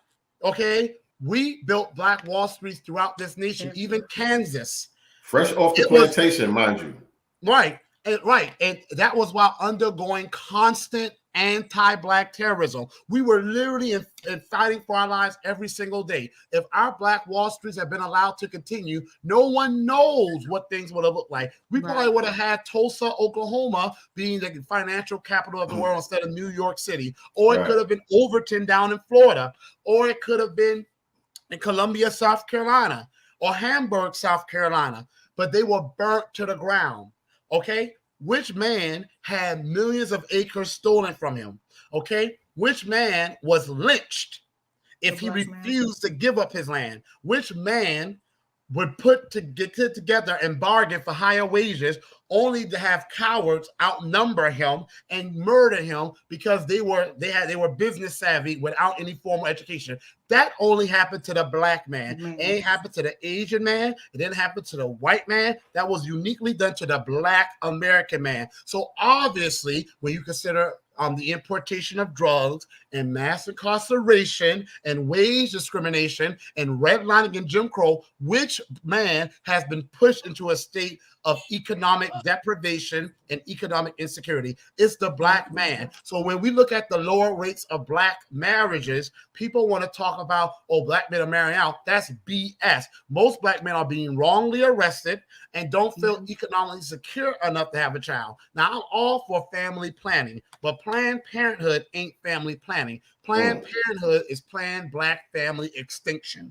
Right. That part. Right. So, y'all, that's why I'm pushing reparation. It's not just because we're owed that debt from the federal government. Right. But once we are economically secure, we will see the return of the black nuclear family like never before. Because if you want to destroy a community, you start with the family. And yes, they indeed. know that. We haven't come on to that yet. All of our issues tie back into the economic issue. You know what I'm saying? Any issue that you could point to that is ravaging our community, it points back to economics at the end of the day. You know what I'm saying? And we could fix our own problems by ourselves on our own once we get repaired. And we have. And when we did, they came, we would dig ourselves out of a hole that this government dug. And even though it may have been just citizens doing it, like white anti-black scum citizens doing it, the government had the responsibility to protect us, and they failed, and they're still failing. Every time this country has dug a hole for us, and we clawed our way out of it, and not only that, we put dirt in that hole and built Wall Streets on top of it. They've come with a bigger shovel and a bigger bomb, blew up our cities, dunked the hole, and throw us back in it. And they want to say to us, pull yourselves up by your bootstraps. The audacity. So, there was so much things that I wanted to tie into what you were saying, but I guess I'll just pick out the Black Lives Matter organization. You know what I'm saying? Which we all know is really LGBTQ organization in blackface. You know what I'm saying? And so really, again, those are the type of things that we point out in these spaces. And so to our LGBT brothers and sisters, I don't understand why y'all take offense to it when we call this type of stuff out, because this stuff is dangerous, what these people are doing. Mm-hmm. And not only are the three women who founded that organization LGBT, but they're also not foundational Black Americans either. See, that part I found out yesterday. I had no idea about that. Yeah. And some are married to white spouses, right? Right. I think two are at least. Yeah. I saw that part. Yes. I want to talk. I call them Black Lives Matter. Okay. Mm-hmm. I always supported the Black Lives Matter movement. I did not support the organization. Me neither. Never have. And that was when our young brother Seals, he already called them out way before we caught on, said that was an LGBTQ white people funded front organization. And where are they now? Okay. They told us the twerk at Confederate monuments. Right. They said that was justice. When 2020, the protests happened in 2020, and it was happening throughout this nation, and reparations was starting to catch on. All of social media was talking about reparations, whether you were saying B1, whether you were saying FBA, whether you were saying ADOS. Reparations was catching on. It was all you could hear about on social media. You had people on the African continent, Europe, Asia, Latin America, Australia, and of course here in the U.S., all Black Lives Matter. Like it was, even the United Nations was like, America, we done told you owe Black Americans reparation, what you waited for. It was a moment that really could have been a true revolution. I will never forgive Black Lives Matter and those three women for coming in and taking it from being about how America and really the world that greater, but I'm just talking about us as Black Americans, how the American government has terrorized us and they owe us They came in and made about how black men have supposedly terrorized black trans women, and the real issue was trans violence, and all lives matter, all black lives matter, and we got a few streets painted Black Lives Matter that people done pissed on and rubbed their feet on, and they said that we'll get a few twerking videos at Confederate monuments and went t-shirt contests and vote for Biden, and you ain't black if you didn't do it, and here we are. With nothing here. Here we are, That's right? So where are they now? Joe Crow, that's the segregationist chief. They falling apart now. Yeah, where are they? He has written, this man has done 80-something executive orders, LGBTQ people, Asian Americans, Pacific Islanders. I don't know why they put them together because they're not the same.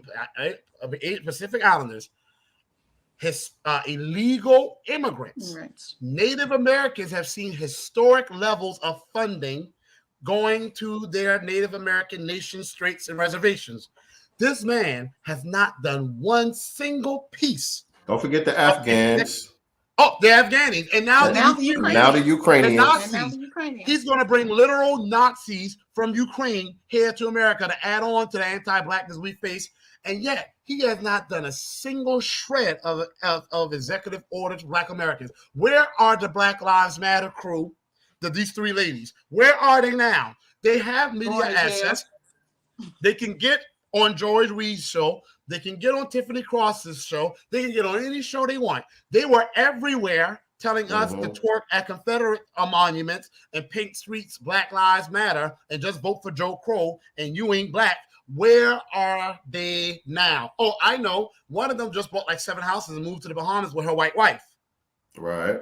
So where are the others? Are they out doing real estate shopping too? Right. Where are they? You see, where did the funds go? They got $90 million in 2020. And I read a report. Now, y'all, I'm not going to say this report is valid because really, I don't look into those people that much. I focus more on what I'm going to do. But I read a report saying that most of those funds went to LGBTQ organizations, not organizations that are really doing work in there's receipts for that. But check this out, though. They could have done so much with those funds. We could have been running our own media, talking about real black issues. I know we got the Black News Channel, but they ain't talking about real black. Like, you see the new black media, y'all, TD Hip Hop, Real Tim Black. I know people like to criticize her, but she had me on, and she was welcoming me. Brianna, I don't know who that is. Real Tim Black, Brianna Joy Gray, 60 Network. I could go. It's more. It's so many people I can't remember. Sorry, anyone I forgot. You know, it's just it's on top of my head. I put on the new black media. We talk about issues like this is going on in our communities. We have people on. Y'all have black business owners on all the time. Real Tim Black has people on his show who don't ever probably have their voices heard. They have, I forgot their name, NAASD, Politics in Black is their name. They're the group that's doing the reparations push in California. They had on black people from the ground when that hurricane hit New Orleans. They had people on talking about what they were going through, how FEMA was neglecting them. That is what a real black media network could have done. The thing that stops our reparations movement from going forward as it should and as it can is two things. One, we don't have enough of us running for Congress. And I tell people that's the only way we're going to get the power to do it. Our ancestors ran for Congress coming straight out of the plantations. South Carolina, Joseph Rainey, the first black person elected to the U.S. Congress. Then Robert Small. South Carolina sent the most people to the federal government to represent us because our people knew we had two choices. We can try to get good policies from them, or we can replace them. And they say we're going to replace them. And that's what I'm running on. So we need people in power who are on code. The second thing, we don't have our own media, or our own media has not grown large enough yet where we can put the message out there and get our people educated. That's why I promise, this includes y'all, and I keep my word, and I don't back down from it. When I get to Congress, I promise I'm going to remember the new black media, because even though I know people may have issues with him, I was looking at something that Roland Martin wrote. I know. Trust me, I know. But he posted something. Let's hear it. Let's hear it. He's not. I'm not a fan. But he posted something 3 days ago, 4 days ago, and he was like, "So Joe Biden, what you gonna do about this?" And it was saying about how it's like the media budget. About the media budget. Yes, the media budget, like a slither of it goes to black media. And he was like, so this is what black people voted for. But see, I blame him for that. Because when people are trying to tell you, use your media to give reparationists a voice, you refuse to do it. I have never asked that man for anything. But people have tweeted me saying, we are going to have Greg Marcel Dixon in your show. I'm like, look, I don't need him. I don't need none of them. Y'all are the people who've been good to me. But the point is, though, he never responds. So you can't, one hand, want to sell out and then want to talk on code when you getting treated just like the rest of us Negroes out in the fields, okay? So, but the point was, though, that can be changed. Where's the Congressional Black Caucus on that? Where are they writing legislation to make the black media, or at least freedmen media, a protected entity under our protected class status, okay? Where are they doing that? They're not. I was asked yesterday by a trans woman, I forgot her name, if I'm going to do something about the murder rate of black trans women. Yes. I say I'm going to do something about the murder rate of black people, period. So that's going to include black trans women. I said, because if you're looking at the data, the Center for Disease Control is an entity that has never been good to us, but their data, along with Brookings Institute, along with the Department of Vitality and Statistics from various states, the most endangered person in this country is not black trans people, are actually black American men. Black American men have the shortest lives, and unfortunately, their lives are becoming even shorter and are the most likely to die prematurely from violence. So I am going to make us a protected class status. And with that protected class status and bringing back the Freedmen's Bureau, that's going to be action right there to make sure that all black people, period, are protected, which includes black trans women. So I'm not going to sit here and say, I'm going to do something about black trans women, but black women who are having children dying from childbirth, hell with you. Black men who are really the people getting murdered the most, hell with you. Let me just focus on now. No, I'm going to stop and do legislation to do something about the violence directed towards black people, period. You're supposed to say it like this, Marcel. I'm not going to sit here and say I'm going to do something just for trans people. Oh, right. No. I lost an opportunity. I'm going to use that one later. And funny thing is, one of the people who was talking, there was some hate tweets sent my way, and they weren't really bad. They weren't really mad at me. They were mad at the conversation that happened after I went, but feeling I was responsible. One of them, strangely enough, had a K-Hive logo in their profile. So you're mad at me, who's bringing back the Freedmen's Bureau. The Freedmen's Bureau, for those who don't know, it was a department of the government that this current president, the segregationist, can bring back right now with just a stroke of the pen by executive order that made sure we were shown equity, not equality, but equity. Our health needs were taken care of, housing, job, education, even making sure we were fed and that we had land. If the Freedmen's Bureau had been allowed to do their job, reparations would have already happened. But Congress sabotaged them. I'm going to bring that back. Okay, if you saw the video with me going against Clyburn, that's the thing I was pushing them on. The least you can do is use your power to have this president that you sold to us bring back the Freedmen's Bureau. I'm going to do reparations. I am going to make us a federal protected class status, business grants, land grants. And you're mad at me because when you asked me if I'm going to do something about trans women, I said I'm going to do something about the violence towards black people, period. But you are sitting there bigging up a woman who said this, I'm not going to do something only going to benefit black people. No.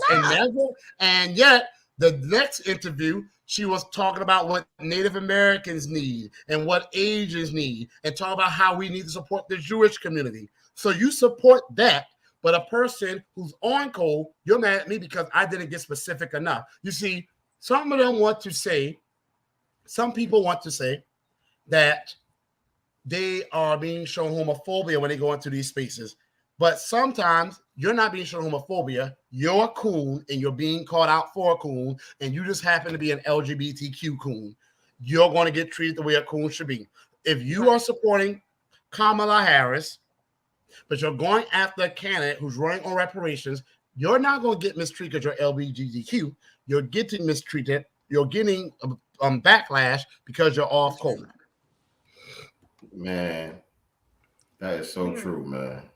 Period. I don't know. I just feel like, I think even with the trans community or gay community, it's just like a lot of our people in the straight community that praise them. They're just Democrats. I don't think they can separate from the Democratic plantation more than anything. They're not even worried about policies. I don't even think they really hear policy. They just hear Democrat. And symbolism. And that's an op in my book. I'm sorry. And symbolism. I bet you right now, if I took the rainbow flag, but now there's a sky blue flag with a pink strip through it. Yeah, I'm not sure, but I think that was on the flyer. That was on the flyer. I think that's why they might have took it down off of YouTube. I think that's the trans flag, I believe. Yeah. If I put that in my profile account, they'll be cheering me. I don't have to say any policies, just put the flag up. You see, we are so programmed to fall for symbolism. Other groups get policies. You don't see the Hispanic community. And when I say Hispanic, I always bring this out because I'm always going to rub this in their face. So they need to be called out too. And I want one of them to have me on their platform because I'm going to call them out. When I say Hispanic community, I'm not talking about the Afro-Latinos who look like us on this platform. I'm talking about the way they want to look. Most of them don't look like this, but a lot of them want to look like Sandra Bullock. Okay? I'm talking about the Sandra Bullock wannabes. When you don't see them falling for Viva la Raza and doing salsa and they saying, yay, look at that. No, they were like, hell with that. Give me policies. Right. You don't see the Asians falling for someone coming out wearing a Japanese kimono and going the whole Milan stunt. No, they're like, hell with that. Give me policies. You don't see Native Americans coming out with seeing people with bow and arrows. They'll be offended by that. Right. We are the only group of people that fall for someone hitting the quan or jujuing on that beat or wearing Timberlands or, let me wave the rainbow flag and the trans flag. And I don't get no policy. Symbolism, right. We have to stop falling for symbolism. Some of the nastiest threats and messages I've gotten have not been from the white conservatives or the Proud Boy types. Actually, those people, the worst thing they say to me is the usual ignorant, get a job message. Which, I get that. That's the worst thing they usually say to me. The worst and the nastiest messages I get are from these vote blue, no matter who black people, both straight and LGBTQ. They are the nastiest people with whom I deal with. And then they want to come into my spaces. I'm not talking about the people who were there yesterday because it's not them. But then some of them want to come into my spaces or go into a space and cry victim when you get on their tails. I can't find them nowhere. I don't know how you get them in your space because I've been trying to get them to come on here and speak their piece. All of those Biden sections. In his spaces because he was just going vote blue, no matter who people. I can't find them nowhere. They don't come into spaces. They won't come into spaces with me either. I've challenged them. I said, okay, you got so much to say, come in. And what they do, they block me. Like, I don't know if y'all remember that day. It was back in December. And they were really coming at me. I was going back at it with them. I was like, y'all got so much to say. I opened a space up. Remember, I waited like 2 hours for them to come in. Not one of them would come and debate me. I had some of them on there who are political strategists. They should know the law better than me. Which, I mean, come on. Shame me. Humiliate me. Show me what I don't know. And none of them showed up. And when I was giving them that work on Twitter, they blocked me, telling me it's not the way it works. When I say how Clyburn and Obama, and yes, Obama, I'm tired of saying we got to worship that man. Segregationist in chief, Joe Crow or Joe Biden, whatever you call him. I was saying how they can do specific things for every other group, but they can't do specific things for freedmen. They will tell me, well, that's not the way it works. I will say, well, since everybody knows that it doesn't work that way, show me how it works because it works that way for every other group. So I finally said, come on here and debate me. They will not show up. They won't show up. Now, people who are in the LGBTQ, hey, y'all, I have to say this. And I don't think I've said this. I need to make this clear.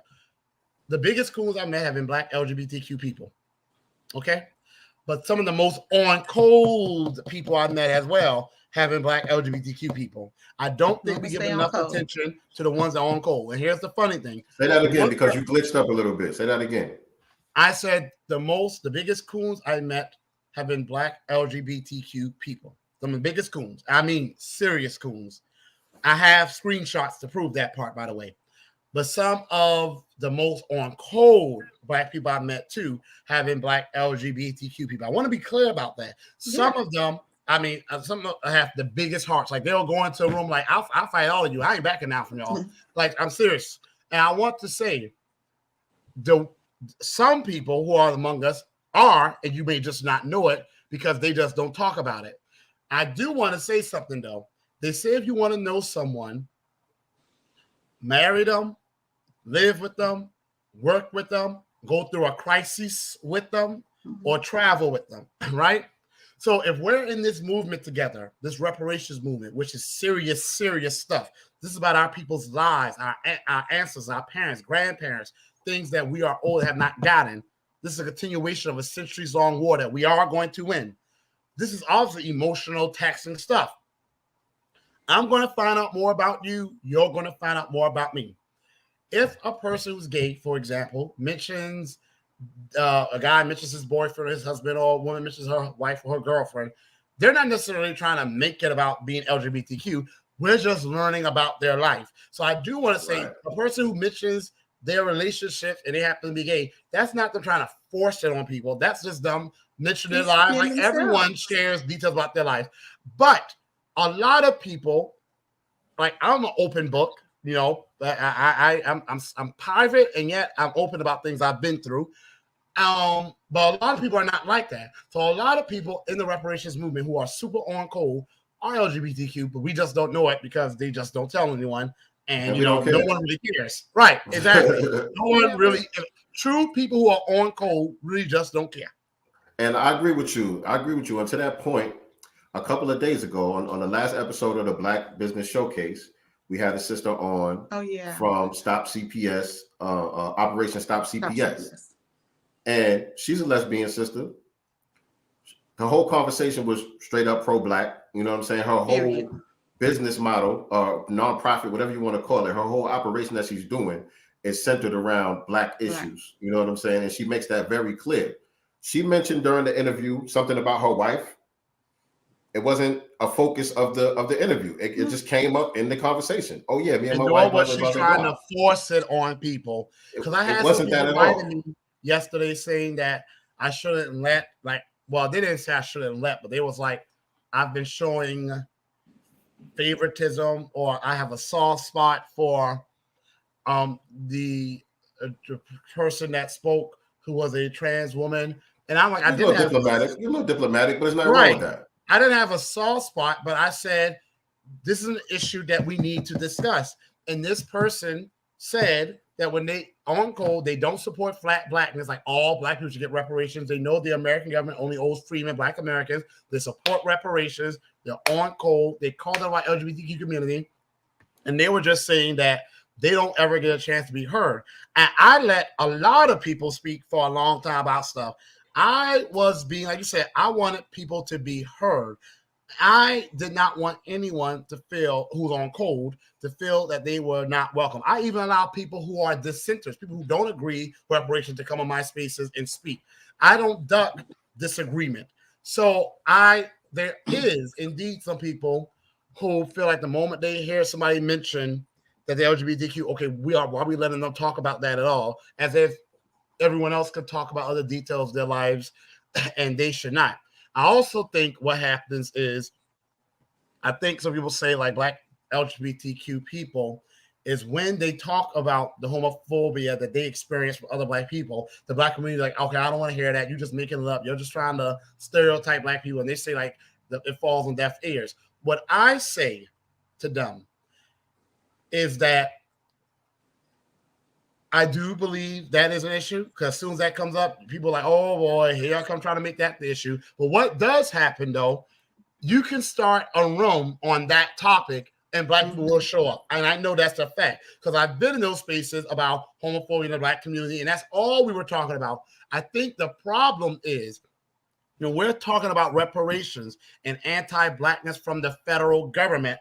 We're talking about reparations and anti-black from the federal government. Mhm. If you come in and you try to make it about black men being the boogeyman, which is an anti-black stereotype and is a lie, people are going to be like, okay, you're trying to change, you're trying to hijack the topic. That is hijacking the topic.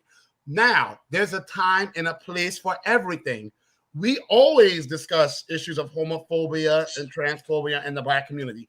I have seen many spaces on that matter. I've read many articles about it. The funny thing is, when the issue is homophobia in the black community, I don't hear reparations being brought up a lot because we keep it focused on homophobia, even though reparations is connected. Because a lot of things really do go back to inherited trauma, economic deprivation, and anti-blackness. But a lot of times, people want to come in and make the reparations room about LGBTQ issues, and it just doesn't work that way. So that's I tell people, I don't like. Right, we got to stay focused on the topic, and there is a time and place for every topic. But when I'm talking about reparations, I'm talking about reparations. I'm not going to turn this into this debate about if the black community is more homophobic, which, by the way, we are not. I feel we are probably the least. We are the least homophobic, and I will stand on that. And I will stand on that because it is our civil rights movement that gave a lot of LGBTQ people more visibility. Okay? Mm-hmm. It was our civil rights movement that did that.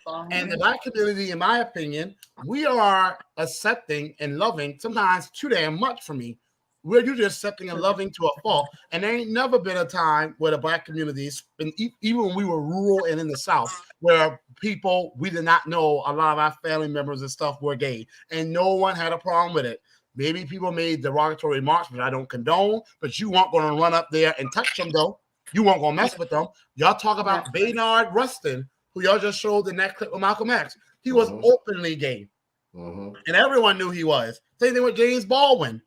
And even though they do both talk about issues coming from that, they both largely were met with respect, love, and acceptance, and had leadership positions in the civil rights movement. One thing I do want to say, though, about the Bayard Rustin thing, though, because now people are kind of trying to reinvent and reimagine his history and make him more of a hero than what he was. He was CIA, you know, right? He was an agent. He was exactly. An agent. Exactly. A lot of people believe, I'll just say it that way, that allegedly, you know, he was a CIA asset. You know what I'm saying? And so we know that a lot of our leaders had these agents around them. You know what I'm saying? And so, and even if he wasn't, which, you know, there's a lot of stuff out there that we could look at as receipts that he definitely was a CIA asset. But from that clip that I played, by those day's standards and by today's standards, I would say that he was off code. You know what I'm saying? He was basically campaigning for us to kiss white folks' ass to be our allies. You know what I'm saying? Rather than us finding ways to do for ourselves and push this government to give us what it is that we're owed. That was Malcolm X's thing. Malcolm X was like, we want to have our own self-sustaining communities. And that was always Malcolm X's main criticism of what he felt was the MLK approach. But here's the funny thing. People don't know the real MLK. The real MLK was not the I Have a Dream version, the snippet that it showed. MLK was about that life. Right. And he did not pull punches. His message was contaminated, and some people say by individuals like Baynard Rustin.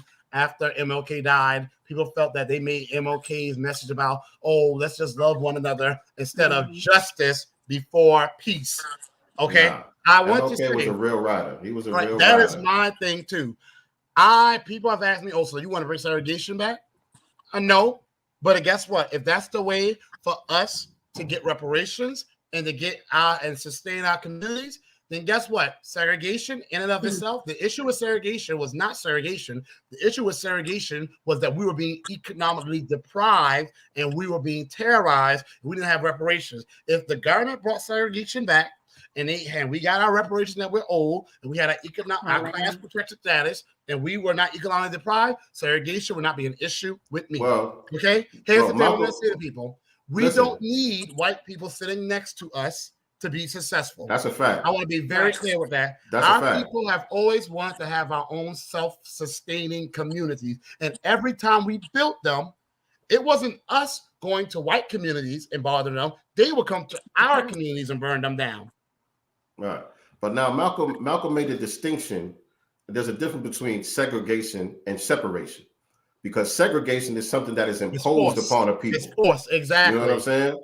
Separation is us, you know what I'm saying, doing this on our own, being self-sustained, you know what I'm saying, and having the resources to sustain our community to be at an equity level with our white counterparts or any other group. Exactly. You know what I'm saying? That's the difference. But you see, that's the thing. They took MLK's message. And What up, Mars? I see you. My sister just stepped in the chat. Oh. Shout out to my sister in the building. What's going on, Mars? They took MLK's message and made it seem like he was just trying to end segregation. No, he was trying to make sure we had economic resources. And matter of fact, before he died, he said, I might have just integrated my people into a burning building. Right. And he said we were coming to get our check. He realized integration was not the ultimate goal and was definitely not the answer. He realized it was reparations. So absolutely. I will tell people, after the Civil War, our people said to General Sherman, give us the land we've cultivated. And they said that they want to be left alone. Integration, as far as I'm concerned, has been a failure for Black Americans. And the data shows it. Educationally speaking, we've gone up and our life expectancy overall was increasing. But that's just coming with a higher standard of living in the country, period. But economically, we owe 0.5% of the wealth after slavery, and we are just as 2.6% ownership now. That is where we are centuries later. It is not integration that we needed. It was reparations. And absolutely. I need us all, irrespective of gender identity and sexual orientation, to get on code. Because segregation, at least we had our Black communities, we have Black doctors, we have Black business owners, and had we had reparations, we would have had a hell of a lot more, and our Black Wall Street would have probably been the center of commerce and trade and economics and politics today. We will never know, but we are about to find out what we're going to do with it today. Right now. That's right, right now. Do you think that a lot of the off-code Black people within the LGBT community kind of throw Black people under the bus because they want that interracial sexual access? So they would rather throw us under the bus. Seriously, so that they can have that, interracial sexual access. I see a lot of that. You hear those faces, and a lot of them, they don't want to. And I'm talking about the straight people, not just LGBT. I'm about to say that. Right. Just coons, Black coons, period. They are looking for interracial sexual access. Right. Exactly. The only reason some of them supported the civil rights movement because they couldn't wait to sleep with white women and white men. Right. Exactly. There's literally a play called Slave Play written by a Black LGBTQ person. Yeah, and then you read some of this person's writings. This person was lusting after white men. Mm-hmm. Okay? It's disgusting. And I don't get it. But so, yes, there are definitely people who sell us out because they want interracial sexual access. And some of them probably have slave play fantasies of us being on the plantation and being sexually humiliated and abused by white people because that turns them on and some crazy stuff like that. And I've literally seen that happen. It's depraved. It's disgusting. It's despicable. And you know what? I know Marcus Garvey had his he never really took the trip and he never really launched any trips, but I think we should get a ship and, say it's back to Africa, even though a lot of us ain't never been there. We American, put other coons on the ship, tell them they go on a nice vacation, send them off and let them get lost. Let's send them. Plebiscite Island. Send them go. Right. Plebiscite Island. They gotta go.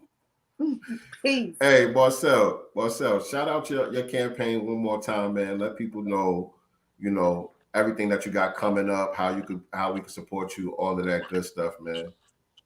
So y'all, on the 16th, it will be official. I filed to have my name on the ballot So reparations will be on the ballot, and we're going to take this thing to Congress.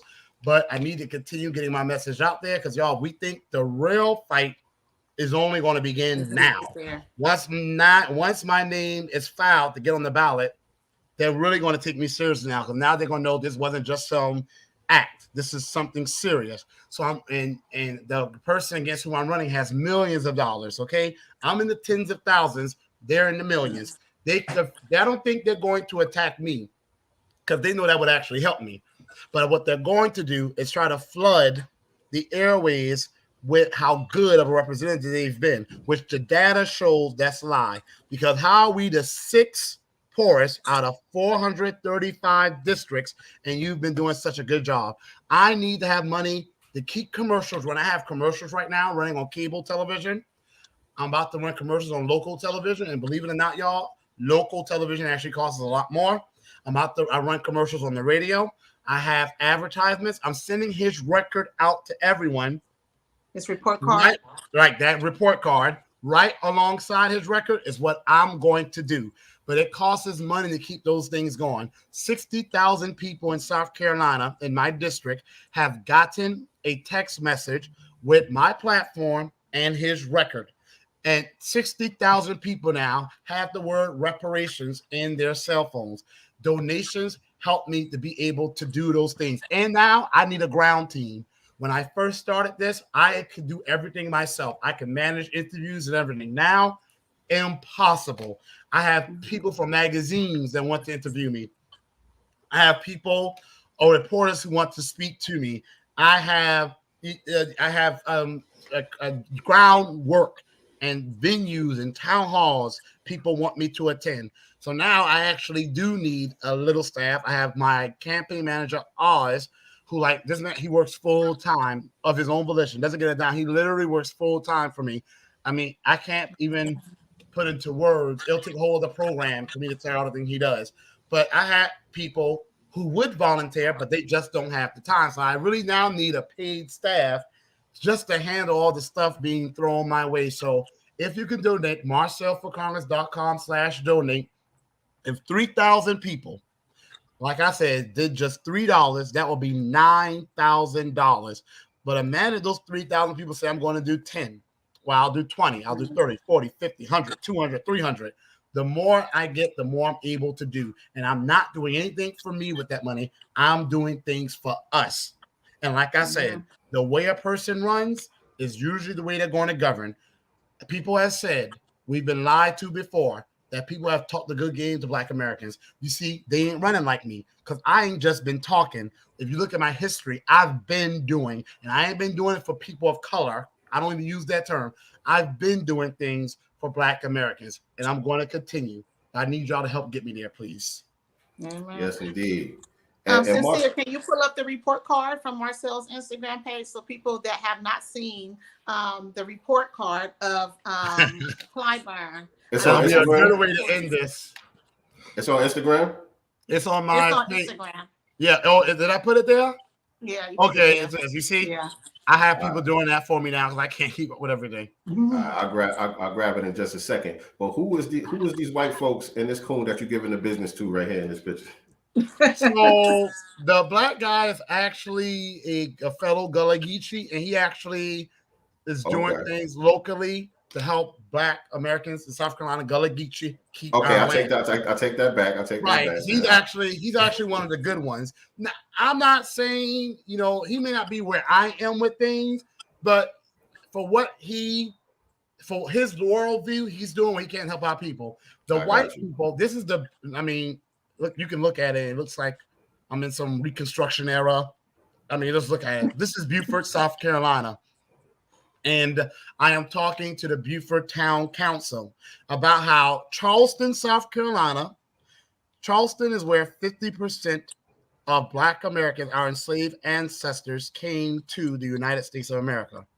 But what's not talked about is Charleston, Colleton County, Beaufort County, which is called Prince Williams. They had a population of enslaved people that was as high as 60 to 90%. And I was saying to them, Charleston was one of the richest cities in the world because of our Gullah Geechee people growing rice. After Charleston, Colleton County, Beaufort area, I said we were once one of the richest regions in the world, but that was never true for the Black people here who made that wealth possible. I said, being that this area would not exist without my ancestors who come back to this area to probably the 1600s, I've been able to go back to the mid 1700s. I say you have a responsibility as a town council and as a mayor to use your local power on the gubernatorial level and on the federal level. And I'm glad you brought that up. That's just an example of how I've been going hard for reparations for our people long before I decided to run for Congress. I can't make it too big though. This is but I think people get the point though. It says, after nearly 30 years in power, James Clyburn of South Carolina has the 6th poorest district out of the 435 total, and the 3rd poorest for children in the nation. Yep. That's an F. Yep. He supports illegal immigrants over hardworking, struggling Americans in his district. Another F. Black Americans have the shortest life expectations. F. Black Americans own less homes and property now than they did during the 1960s. Big fat F. As of 2019, the average white American family had a net worth of $188,000, I think that says, compared to just $24,000 for the average Black American family. Shameful. Yep. Shameful. And I had more. There were more things I wanted to put on there. Like since 1969, we've lost 80% of our land. And 1969, I mean 1970s, 1980s, those are 20 years. Clyburn's been in office since 1993. Okay? That means he's been in office for 30 years. In those 30 years, he has not written a single bill to help freemen get our land back. I had so many more statistics I want to put in there. But y'all, thank y'all for having me. And y'all, that's why we got to get this man out. Because guess what? Once he goes, it will inspire a movement among our people. I don't want to be, some of us got that special Negro syndrome. We want to go up there and be like, look at me. I made it. I'm the only person. That gets us nowhere. I want to go there to help bring y'all up there, help bring a bunch of reparations on code up there. One of us is already going to be a big game changer. Imagine what 5 of us can do, then 10, then 20. That's my goal. Right. Yes, indeed. We support you all the way, brother. Absolutely. He know I do. It ain't over till we win. And so appreciate everybody tapping in with us tonight, man. Great conversation. There was a lot more that we could have touched on, but it's only so many hours in an episode, man. You know, right. We'll be here all night trying to break this whole thing down. But we're going to continue this conversation, on our individual platforms as well. Make sure that you're following me. I'm at SincereluvdaGod on all social media platforms. Let everybody know where they can follow you, Marcel. Marcel on Twitter, Marcel digit 4 for Congress.com. So Marcel for Congress.com. Facebook is Marcel FOR Congress.com, Marcel for Congress.com. And I'm very active on Twitter. And I even give my number out to text me. And y'all, people really do be text me. And some supporters have even call, like older people. Some of the older people have called. It's 843-940-8983. And like legitimately, people text and call. So far, everyone's been nice. I know that's not going to always happen, but so far, everyone's been nice. All right. And there goes the number 843-940-8983.